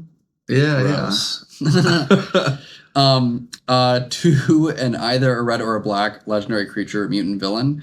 At the beginning of your first main phase, you may discard a card. When you do, target creature can't block this turn, and then it has the ability Sonic Blast. Whenever a creature an opponent controls dies, Shriek deals 1 damage to that player, and it's a 2/3. That's actually pretty interesting. Yeah, you always trigger your mayhem at the beginning of every turn. Yeah. Well, also like the fact that if their guys die, you're punishing them. Well, and you can be like, cool, your dude's not blocking this turn as well. Yeah. Yes, not blocking, but also like punishing them for trying to aristocrat. This would have been sick in every other standard or draft format with like aristocrats is the black-white theme. Yeah. And then what's the last one? Craven, it looks like. Craven Proud Predator for multicolored. I think this card's awesome. So this is 1 red-green.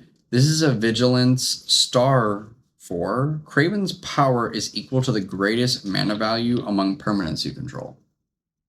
And how big is he? Or what's his cost? 3? 3.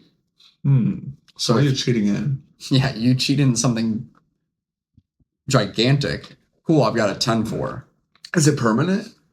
Permanent. It kind of slots in nicely with that deck you were just talking about, like the Omniscience. I'm putting Omniscience into play. This guy's a 10-4. This guy's a 10. 10-4 with Vigilance. Yeah. Bah. Bah. Although I think he's pretty cool just with the Warpers in general. Like 3 mana, then you like warp a dragon, like a Nova Hellkite, for example. Like hit you for fucking 9. That's kind of crazy. Yeah, that is crazy. All right, artifacts. So the artifacts, one of the things I found really interesting about the artifacts is that a lot of them have like, this is an artifact, but you have to put a color in as well. So the first one is Eerie Gravestone. When this artifact enters, draw a card, and then you can pay 1 and a black, sack the artifact, mill 4 cards. You may put a creature card from among them into your hand. What? That does everything. What is that? Yeah, it's a 2-mana draw card, and then you can sack it to mill 4 them, then take a creature back. But it has to be black mana? Has to be black mana. Is there one of these in every color? Yeah, so like that one better be the best one. That is fucking crazy. Passenger Ferry I think is okay. It's 3 mana. Whenever this vehicle attacks, you may pay blue. When you do, target attacking creature can't be blocked this turn, and it's a crew to 4/3. What is that? That Eerie Gravestone is messed up. Like we were paying mana for Vessel of Nascency during like Shadows or Innistrad with Aetherworks Marvel just to mill and get a card back. Like this is like, oh yeah, all that, and then draw a card. Like what the fuck? And it's colorless? Okay. Okay, Watsy. All right.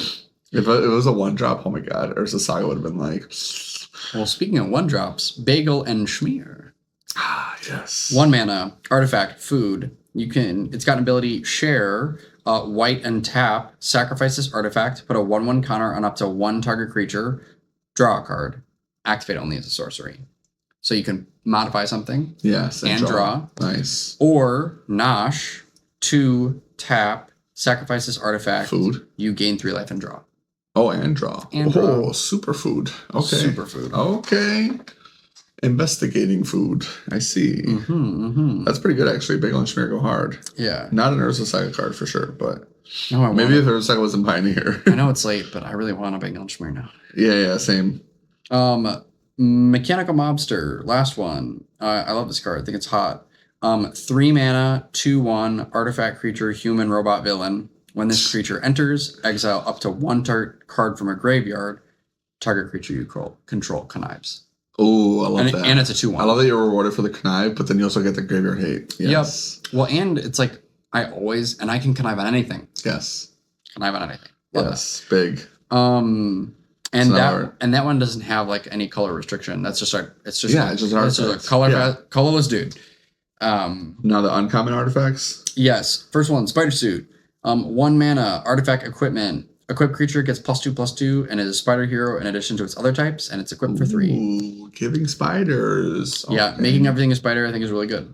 Yeah, it makes it big too. Damn. Next one. Web shooters. Yes, bro. That is so cool. They're nailing it with the flavor. Yeah. I can't wait to see what the Omen Paths version is. Yeah. I lied. 1 and a white, artifact equipment. Equipped creature has +1/+1 and has reach. And whenever this creature attacks, tap target creature and opponent controls, and it's 2 to equip. That's nasty. Yeah, because like tap on attack. Oh god. Tap on attack, and it also like is a good blocker because it reaches as well. Yeah. Very cool. Once they equip those, you're done. So I think that the last thing is just a silly thing that people are going to start to do in the format. I don't think it's actually like crazy good, but you could build around this. Living Brain, Mechanical Marvel, 4 mana, robot, villain, legendary artifact creature. It's a 3/3. At the beginning of combat on your turn, target non-equipment artifact you control becomes an artifact creature with base power and toughness 3/3 until end of turn. Untap it. So you're basically like turning Schmear and the hot dog stand into like creatures into a body and fighting with it. Tap the hot dog stand for mana. Kind of break this in standard. Go to combat, untap it.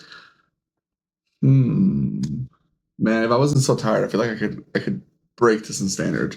Don't worry. It seems You've playable. got time. Yeah, maybe. I have to read that card again later, but I'll have to look at it. That sounds like a card you could like abuse with like a 6-mana artifact, like a Chameel type of thing. That sounds kind of cool. Do we have any indestructible artifacts still? Although if you're playing a synthesizer deck, that card kind of feels like it slots in pretty nicely. If you like turn like, isn't there like a field nuke 5-mana artifact? Yeah. You like field nuke 5-mana, unstable glyph. Glyph Weaver or something, or Glyph something. Glyph Bridge. Yeah, you wipe the board. You're like, this guy's a 5/5. Well, it becomes a 3/3. Is it? Oh, it makes it a 3/3. It makes it a 3/3. Still though, I thought it was you could still turn your Pinnacle Starcade into a 3/3. Anything. The whole deck is just non-creature artifacts that like you could abuse. That's pretty cool. Yeah. All right, so now the lands. What are these fake surveil lands? Yeah, so it's a land that touches 2 colors, enters tapped. You can pay 4 mana and surveil 1. Ooh. And all of them do that. Surveil 1. I feel like these are worse than the new Capenna ones. The ones that like you pay 4 and draw a card. Pay 4 and draw a card. Is that Strixhaven, maybe? I think so, because the ones that we got in... I can't remember. You had to sack them. Yeah, sack them. Right, but you don't have to sack the land. Yeah, this sucks. It's just like surveil for 4. I mean, I want them for the double color, for sure. But I think the surveil ability of these is ass. Disagree. Only because this is going to be a grindy format, and when you're in top deck mode, and you're like, cool, see my next card. See my next card. Yeah, I mean, you might activate it once and it'll matter, but otherwise, like, man, these are boring. These fucking suck. For Spider-Man, like, you could have done anything else. You could have. I think that you'll need them. I mean, yeah, you'll definitely want them for sure, especially because of the fixing, but... Yeah, and they're better than just a Guildgate. Absolutely. Yeah, don't get me wrong, but, like, oh, man. At least you're not sacking them, that's for sure. Yeah. Sacking them, that'd be terrible. That would be awful. Sabrina said she's sick and going to bed. She's like watching all my TikToks right now. It's okay. She doesn't watch this anyway. Just the shorts. I'm sending this to her. Yeah. Bam, bam, bam, bam. Okay, so then what's the rare land? Because I know that we have like the new... Yeah, so there's a Bant one. Don't we have a shock that's rainbow? The rainbow shock, but it's pick a color? Yes. Love that card. Multiversal Passage. You can pick any color, but then it's that color. Yes, and you get the land type. Yes. Love that card. I think that card is sweet. Yeah. There's some uncommon filter land, and you can make a legendary creature get menace. That's only cool because everything in this set is legendary. Yeah. Vibrant Cityscape is like worse than Fable Passage. Is that what I heard? Is it? Vibrant Cityscape? I don't know. Like, what does it do? Vibrant Cityscape? Oh, no, it's not worse. It just is. It is Evolving Wilds. It is Evolving Wilds? Yeah, it's sacrifice this land, search your library for a basic land card, put it onto the battlefield, tapped, shuffle. Oh, so it is Evolving Wilds. It is Evolving Wilds. I remember when this came out. Oh, it's just straight up Evolving Wilds. Yeah, okay, when it got straight up Evolving Wilds. Somebody was like, "Oh, we have Evolving Wilds again. This might matter." And then me and like somebody else were like, "What? We have Fable Passage." It only matters for limited because we're gonna be in 3-color land. Right, exactly. I definitely agree for limited it'll help. Especially because I think you're right about the 3-color decks. Okay, so you're mentioning some special guests now off of the list. Yes, this is just for you, Jared, because I know that you're going to be like, but you didn't talk about how the special guest cards are going to affect the limited format. Not wrong, but they do matter. They do matter. Like Ponder, holy fuck! If you get Ponder and you're in blue, you're just so happy. Ponder is in blue, and Ponder is crackerinoed. I didn't mention that because I mean it's like a given. Yeah. It's like, but a lot of the ones that I mentioned are given. Reprieve is in here. Yeah, Reprieve is an ass. Path to Exile. Yes. Yeah, we love. 9 Mystic Lives. Confluence. Wow. I think 9 Lives is actually like, oh cool, I'm almost dead. 9 Yeah, lives. 9 Lives is insane. What especially up, if you don't have an answer. Yeah. Mystic Confluence, that card is in blue, and that's cracked. Oh, agreed. The Mystic Confluence, if you don't know, 3 blue, instant, choose 3. It's like Mana League, you may choose the same. Draw. Yeah, you may choose the same. Counter, unless it pays 3, return target creature, draw a card. Yeah. Is it return any creature? Because it'd be funny if you like bouncing your own guy into the self-bounce deck. Yeah, it's return any creature. Oh my god. And then you're going to get a creature that gets you buyback on the graveyard spell. That'd be so crazy. There are some cards in this. Silk card. That's kind of cool. Yeah, and there are some cards that are going to traumatize people in this format, like traumatize. Yes. Yeah, because you're going to mill out your opponent's deck, or Skithrix is back, so like cool. People are going to die by infect. Every time I'm always like, if there's poison in the special guest slot at the pre-release, and they're like, yeah, there is actually. I'm like, great. Yeah, someone's going to die to Savage Beating and just like be like, I hate this game. I love the Terminate's back. That's so cool. Yeah. Silk Guard, Goblin Bombardment. Master Weaver. Interesting. Yeah. Do you know specifically what that is? I don't know what it does off the top of my head, but okay. What are panel cards versus source material cards? It's because panel cards are just the special arts? Yes. Hot. Need some of those. Anyway, so Master Weaver is Arasta of the Endless Web. That's what it was. Yes. Arasta. And Todd and I were talking about like he made a spider token and he went with 1/2. He's like, I didn't want to wait until the set comes out, and now all the cards are 2/1s. And I was like, well, 1/2 was the more common one, but for this set specifically, it's 2/1s. I'm like, well, make them both. I hope he did. I don't think he did. LOL. Although it's pretty easy to just print some with 1/2 and print some with 2/1. Oh yeah. Whatever. Anyways, special notes for this set. Specifically, if you're like wanting to know about synergies and stuff, there are 40 villains that I counted. There might be. And we're skipping the rares, by the way. There might be. Oh, should I? If you want to do the rares, yeah, you just noticed you skipped them. Oh, my bad. I didn't mean to, because that's always like stuff that people love. I think Norman Osborn's crazy. Norman Osborn, 1 in the blue, can't be blocked. Whenever Norman Osborn deals combat damage to a player, he connives. He's a 1/1. Yes. So I remember seeing that. Can't be blocked, always connives. Crazy. And he has a backside. Miles Morales, when Miles Morales enters, put a 1/1 counter on each of up to 2 target creatures. It's a 1/2.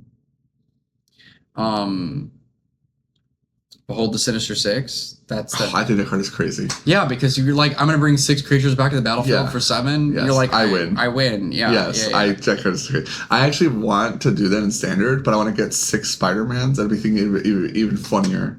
Because I'm like, yeah, the Sinister Six, baby. Spider-Man and 5 other Spider-Mans. All different. Arachna Psionic Weaver. Yeah. This is the one that actually like for constructed. Yeah. 3 and a white, web slinging for 1 as Arachna enters. Look at an opponent's hand, then choose a card. Choose a card type other than creature. Spells of the chosen type cost 1 more to cast. That's awesome, actually. In addition, with that 1-drop we just got, you could like play an actual Taxes deck. Oh, and it's web slinging for 1. Yes, because that guy's on ETB, right? So now you bounce the guy that you just ETB'd with, you get another fucking land out of their hand, and it's a tap land. Oh, God. Oh, wait. There might be a Taxes deck in Standard?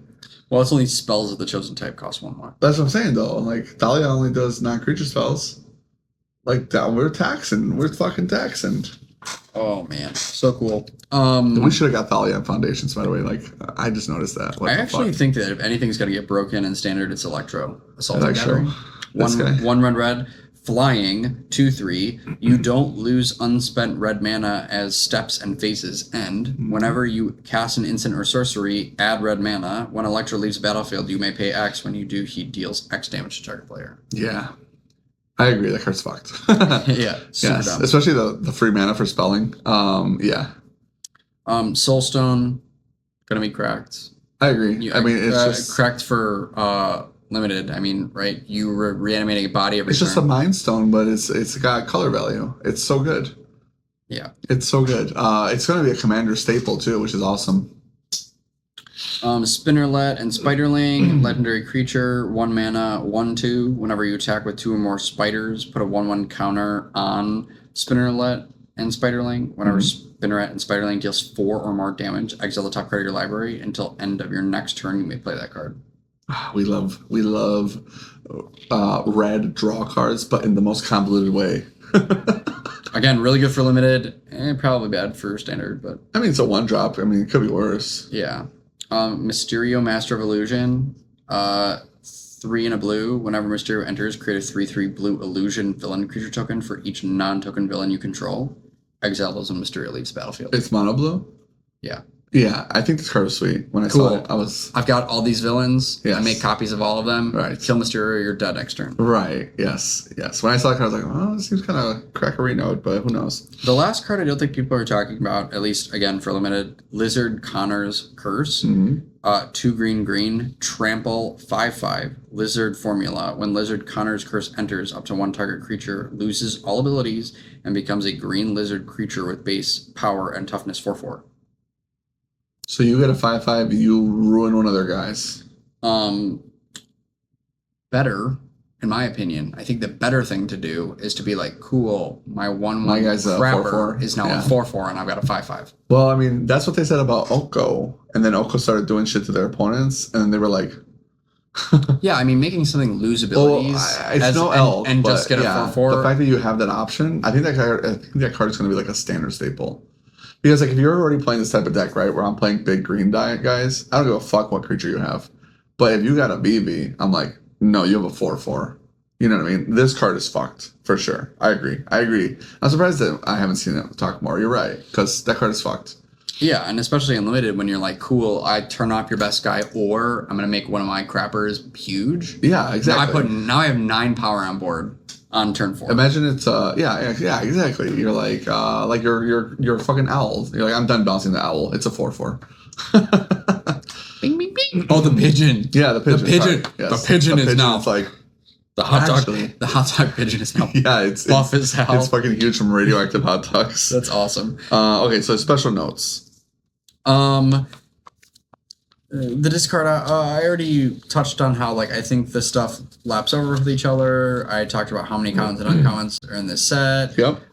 Overall, I think it's gonna be really fun. I think that a lot of repeating cards means that people will have, like, oh, you don't think your opponent's deck is gonna have connivers? It will, because there's less cards in the pool than normal, but you're still getting just as many cards. It's gonna feel like the people with perfect decks are extra perfect, and then the people that contested each other are extra kind of like medium. Oh, they're terrible. Yeah, absolutely. Well, if you fight each other over cards, you might feel like one of you guys won, or you'll definitely know who won the draft war. Yeah. This might actually be interesting then to see who's like actually like the most skillful drafter, because more than ever, you might actually care about what's in the pack. Usually it's like, pick a card, throw it away, I don't care. And you have to know how to pivot. I think that you're going to want to pick lands highly when you're drafting, because you do have the ability to splash into more than one. And I think you'll need to, because some colors are going to be cut and there's less cards. Yeah, you might not be so rushed to like start grabbing cards in your colors. You're like, powerful card, maybe a land or two. Okay, now what am I seeing? Right, and I think that you don't want to be thinking in regards to color. I think you want to be thinking in regards to lane. Does my deck want to connive? Does my deck want to mayhem? Yes. What am I doing? Yeah, does my deck want to discard? But people will tell you what they're picking too, based on like what you're getting past, way more easily than ever before. You're like, well, all of the fucking these are gone. All right, stay out of that color or some shit, you know? Yeah, I think Grixis is going to be good. I think Web-Slinging is going to be good. Oh, yeah, for sure. Web-Slinging, I think, is probably the best mechanic in the set. Well, it's because you can loop your own stuff. Like, if you play that one Spider-Man that's got a Web-Slinging cost that's like 100, but when it does, you, like, make 3 bodies when it enters. Like, you just keep looping that, your board's huge. You also need to like play for the late game. I think that this is going to be a very grindy format. I don't know if there's a ton of removal either, so it might be like Wars of Attrition. The only removal I know puts a card back in your deck, and then I guess that one drop that we never got to. Oh, that's because the constructed. Cards for constructed. Let's start with yours. Yeah. So I'm hoping that this will see play somewhere, probably beyond standard. Sure. Eddie Brock. 2 and a black legendary creature. When Eddie Brock enters, return target creature card with mana value 1 or less from your graveyard to the battlefield. Yeah, I did see that. I do agree. I like that card. Is that the only thing it does? It does have a flip side, but it's just that. What's the flip? Can you flip it, or is it like you can flip it? It's for Grixis mana. So you flip him for Grixis, or is he MDFC? You can cast him on his Grixis side too. I'm asking, like, how does he flip? You pay the same mana cost. So you can pay 3 red or black, red, green Or you can cast them for 3 black red. Oh, John. Okay. Yeah, John. So you can flip them for the casting cost on the backside. Yep. All right, what's the backside do? Menace, trample, haste. Whenever Venom attacks, you may sacrifice another creature. If you do draw X cards, then you may put a permanent card with mana value X or less from your hand on the battlefield, where X is the sacrifice creature's mana value. Interesting. I don't know how you would have used the backside yet, but I definitely like the front side. But I feel like if you're going to synergize the deck, if you're going to build this deck, I feel like you want to be doing both. I think you want to be doing both things. So maybe it's like a Pioneer deck. Well, yeah, because I mean, I'm not saying you can't. Like, you could just build for the front. Yeah, I don't think that like Ragavan is played as much as he was, but I was like, you just get back an Ocelot, right? You just get back a Ragavan. Like you can get back really. I guess there was like Mardu, really powerful 1-drop cards. I don't know if you're ever doing the backside in a format like that. Probably not. It's too slow. You'd be cheesing it. You'd be doing some cheese if you were doing that. But I was gonna say the only way you can cheese, like these cards can't be put into the graveyard and then pulled out for their backsides. They can only be pulled out from the front sides. Right. Yeah. Yeah, it's unfortunate. I think it's a Pioneer card for sure. Yeah, I'm pretty sure you could do something with Standard though. That was the one that I thought was spicy. I don't know if it's actually gonna, but I want it to. I remember seeing it and being like, this card is cute. I want to do stuff with it. Yeah. Yeah, the one that I actually think is cracked. Spider-Woman Stunning Savior, 1 in either 1 white or blue hybrid. Flying 2/2, Venom Blast. Artifacts and creatures your opponents control enter tapped. Sorry, could you repeat the cost? It was 1 white or blue. So 1 in hybrid Azorius, and then it was flying 2/2 with artifacts and creatures your opponents control enter tapped. Yes, nice. Flying 2/2. I'm telling you, we're gonna have a Taxes deck. We're gonna tax it up. We gotta put Dahlia in Foundations too. I'm so jazzed for that. I think you could actually make a tax deck because there's already like a white anchor list that's doing stuff if I'm not mistaken. And then my last 2 are both honorable mentions because I know we'd be going. We talked about Craven for sure, right? New Craven, different Craven. Oh, this is different. Rare Craven. Rare Craven, so it's actually good. Yeah, 1. Shitting on my cards over here. 1 black-green legendary creature, trample 4/3. Whenever a creature an opponent controls with the greatest power among creatures that player controls dies, draw a card and put a 1/1 counter on Craven the Hunter. That went over my head, but it sounds decent. Yeah, it gets bigger and it's got trample. And when you kill their biggest dude, yes, you draw a card and it gets bigger. Oh, you draw a card. Okay. Yeah. I just heard the counterpart and I was like, okay, trample, get bigger. Got it. I'm down. Trample, get bigger, draw a card. Okay, so it's like a green-black rock card. Yeah, you're just like, kill your guy. Hell yeah. Kill your guy, draw a card. Yeah. And then he's 5/4. Honestly, might actually, for 3 mana, I mean, this might be New Glissa. That's, I was thinking New Glissa. And then the last one is Jackal Genius Geneticist, only because I know exactly what someone's going to do in Standard already. Oh, no. Green-blue, legendary creature, human, scientist, villain, trample, 1/1. Whenever you cast a creature spell with mana value equal to Jackal's power, copy that spell, except that copy isn't legendary, then put a 1/1 counter on Jackal. It went over my head. Whenever you cast a creature spell with the same mana value as his power, you copy that creature. Oh, okay. And then you put a counter on him. So you can't just cheese it. Well, you can. Well, you could, but you're stacking. So you have to cast something with 2 power. But you also have to not be a legendary creature, I'm assuming. No, because when he casts... And he's Simic? He's Simic, but it makes whatever was legendary no longer legendary. So the copy isn't legendary. Oh, then that's crazy. Yeah, but the crazy thing that someone's going to do... You know what? That card actually might be insane when Avatar comes out. Specifically because I think Momo and Appa are kind of crazy. If you remember those cards. I know them from Avatar. I don't know what the card does. I don't remember the exact wording off the top of my head, but Appa was like a 4 mana flying 4/4, had an ability that I thought was good. And then Momo was able to make your next flyer cheaper. Like your flyer is cheaper on your next main phase. Like, the first flyer you cast is a generic mana cheaper. So if you have 2 Momos, all of a sudden you have a fucking Appa that's a 2-drop. Yep. and then you get 2 Lappas, theoretically.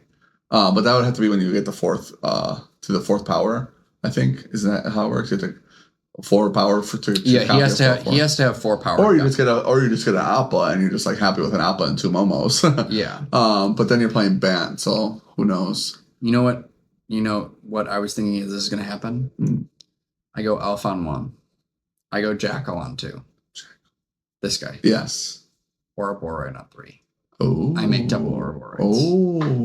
Boom. Is Ouroboros a 3 drop?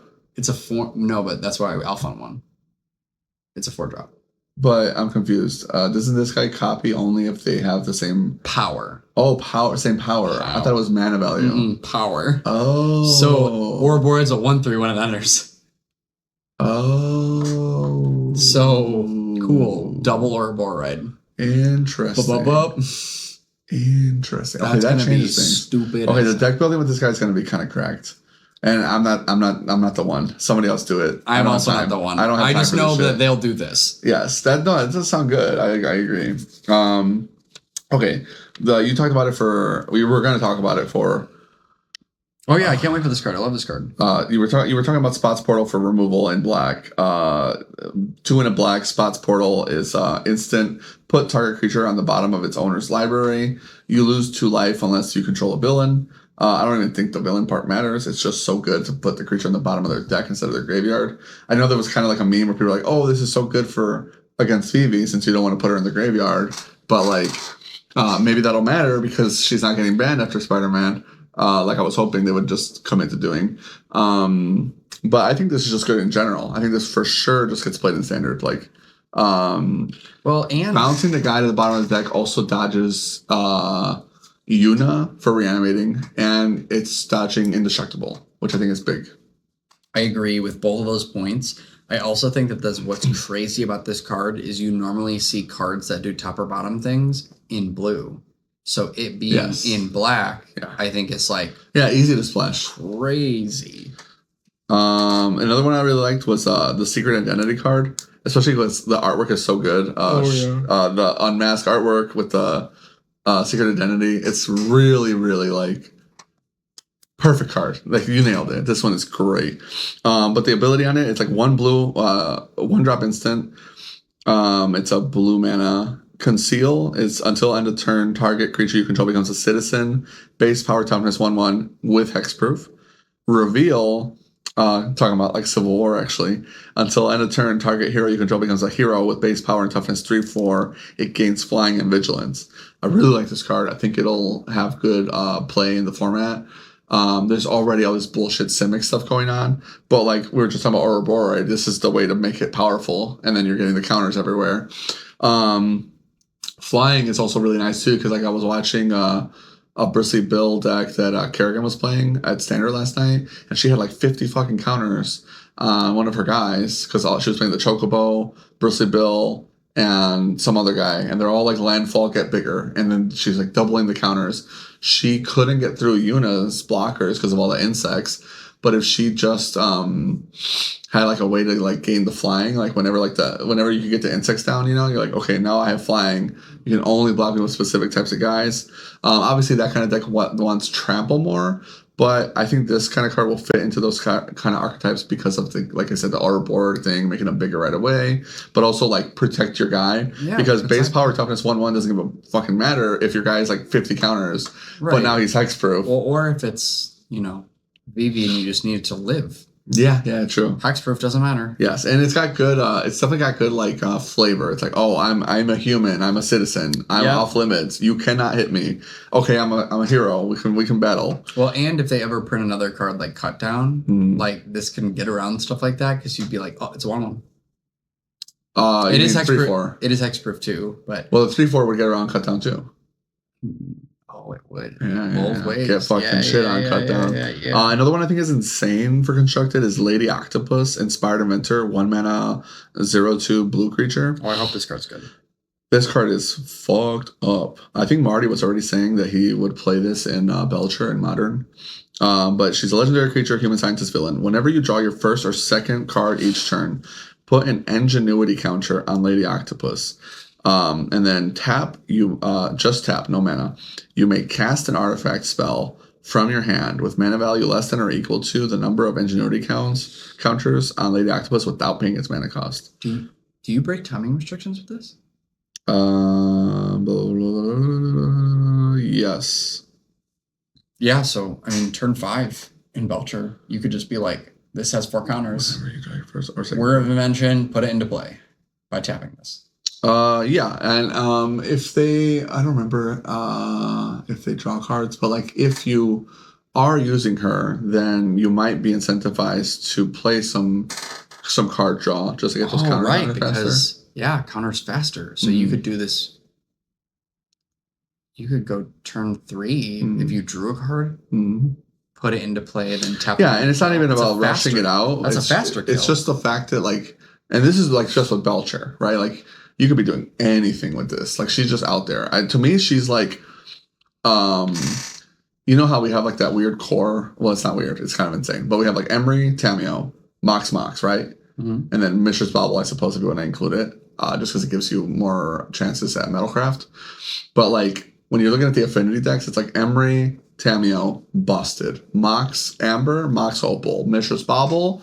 Your deck is fucking crazy. I think this kind of card fits that same type of archetype pretty well. And it's also like Pioneer legal. So like if in theory you could do like her and Emery with Mox Amber in Pioneer, I could see that kind of being a thing. Well, I think that because it's also less than or equal and not like it just has to be equal, means that like you could put your Lotus Bloom just like into play.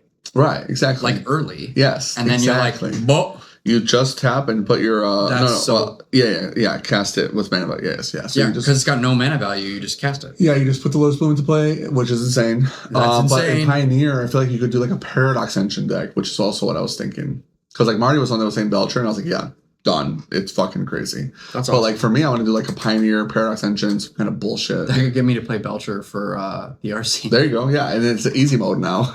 Like no thinking, just. This guy's also cool in my opinion. Hydro Man. Oh, I'm so pumped for this card. Yeah, this card is cracked. I think this card's going to be a big player in Standard. I agree. All the decks now are so tempo, and this guy is like tempo as fuck. Like this would have been like a mono blue devotion card back in Theros Standard, and would have been like a house. Hydro Man Fluid Felon, blue.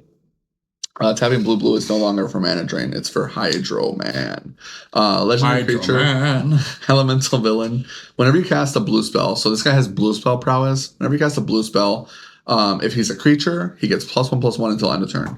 At the beginning of your end step, untap Hydro Man, and until your next turn, he becomes a land and gains tap for blue. So on your opponent's turn, he's always a land. And he untaps, so he's always available to you as a mana resource, which is nice because when you're playing these tempo decks, one, it's nice to like against control, tap out, get some mana back, and then you're not worried about a board wipe because you've got Hydro Man just chilling, and leaving out mana for counter mana. Exactly, you're chilling, and now like turn 3 doesn't feel as bad because now you have 4 mana up. So stupid. Yeah. You can on your turn, I'm gonna consult the start. Yeah, I'm gonna consult or whatever. On turn 3. Or if you tempo, like, let's say you play this guy and then on turn 3 you play like some other 2-drop or whatever. You only have 1 mana open. Usually you're like, oh fuck, I really hope I have a Spell Pierce. Well, he's gonna untap, now you have 2 mana. You're like, okay, I can Disdainful Stroke, I can negate, whatever you want to do for your tempo plan. He might even be like a sideboard card for like the control mirrors. Like I could see that being a thing. He seems pretty cool to me. I'm so excited for this card. I think the card is sweet. I definitely think people will brew with him. And the last one I'm excited about, I think the most powerful card I'm talking about, well, maybe besides Lady Octopus is kind of crazy, but Spider Sense is kind of correct in my opinion. 2 mana instant with Web-Slinging for 1. This is the instant speed Web-Slinger we were talking about. Well, at least the one I was talking about. Counter target instant or sorcery or triggered ability. It's not Stifle, but the fact that it also has like counter instant sorcery, I think that this card is cracked. I think it's going to be insane in Standard. Theoretically could get played in Modern and I think for sure Pioneer, but maybe Modern. I don't know about Legacy. Jared was telling me one of the Stifle Knot guys was saying he's going to try it for Stifle Knot and Legacy, and he thinks it's really good, but we'll see when we see, Legacy is also like fucked right now until they update the ban list, because their format's also kind of cooked. They've had the same deck kind of running the format for a while, and they didn't get any ban updates. So why would I want to play in the Legacy this Sunday? Well, it's still fun. It's like standard. Like, yeah, this one deck sucks, but the format's not bad. Yeah. Overall. Sure. Yeah, those are the cards I'm excited about. Otherwise, I don't know. I feel like I could go on for a long time about the rest of the set. They did a great job. Because I have to go to the bathroom so bad. Yeah, we can't. We're done. I also have to use restroom. I think there's 2 now. Yeah, yes, exactly. I have 2 bathrooms, unlike that one store because I was holding it in so long. Anyways, anything else you want to talk about before we wrap it up? No, I think that they did a good job. I think that this set, unlike what normally Universes Beyond sets are like, it's not like so simple that like it's not fun to play for those of us that like know Magic. Because usually when they have stuff like this where they're going to get new players, they're like, we're going to make it a little easier so that like everyone is not going to, But no, like I'm going to be like, cool, Connive, Mayhem, it's going to be awesome. Yeah, I agree. I'm excited. It's going to go crazy. They did a better job than I was expecting. I was worried because of the whole thing we talked about with Assassin's Creed, formerly a shitty set.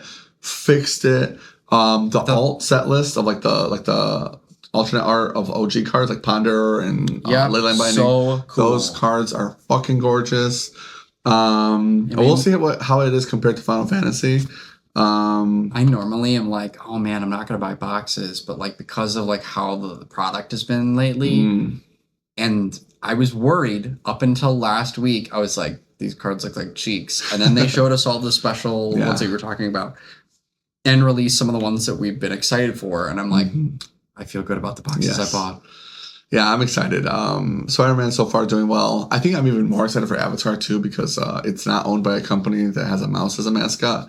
So like the mouse is not coming for us now. Probably going to be a lot more chill. Either way though, yeah. Because did you hear Ultra Pro had to drop all the Spider-Man products? Like, oh my god, bro! Like embarrassing. What was so funny was that Greg like showed me at one of the RCQs. He was like, "Did you see what they just did? I just got this email today." I was like, "Stan got this email last week, brother." Old news. That's funny. I'm surprised he got it so late. I posted it in Discord right away. I was like, look at what the fuck happened. Anyways, that's our show, guys. As always, thank you for being with us. And if you want to support the show, like, comment, subscribe down at the bottom. It really helps us go a long way. Shout outs as always to our patrons. You guys are the best. Thank you so much for everything and all the support, helping us keep the lights on. And shout outs to our viewers who are just with us for the ride. Shout outs to Sal for helping us out with the camera, the editing, and everything he does for us.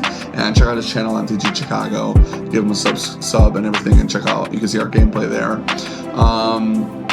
Shout out to Nancy Steroids for the intro and outro music, and shout outs to Borsec Gaming for letting us record here. It's always nice to be able to have a spot to record. And then shout outs to, I always feel like I'm missing one. Did you say Sal? I did say Sal. These are the patrons. Yeah. I blanked for all of you talking. So no, you're good. I'm there too. I'm so tired. Yeah. It's been a long work month.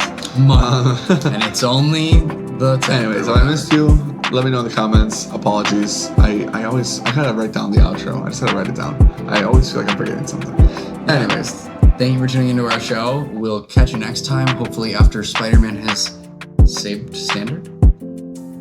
See you guys next time.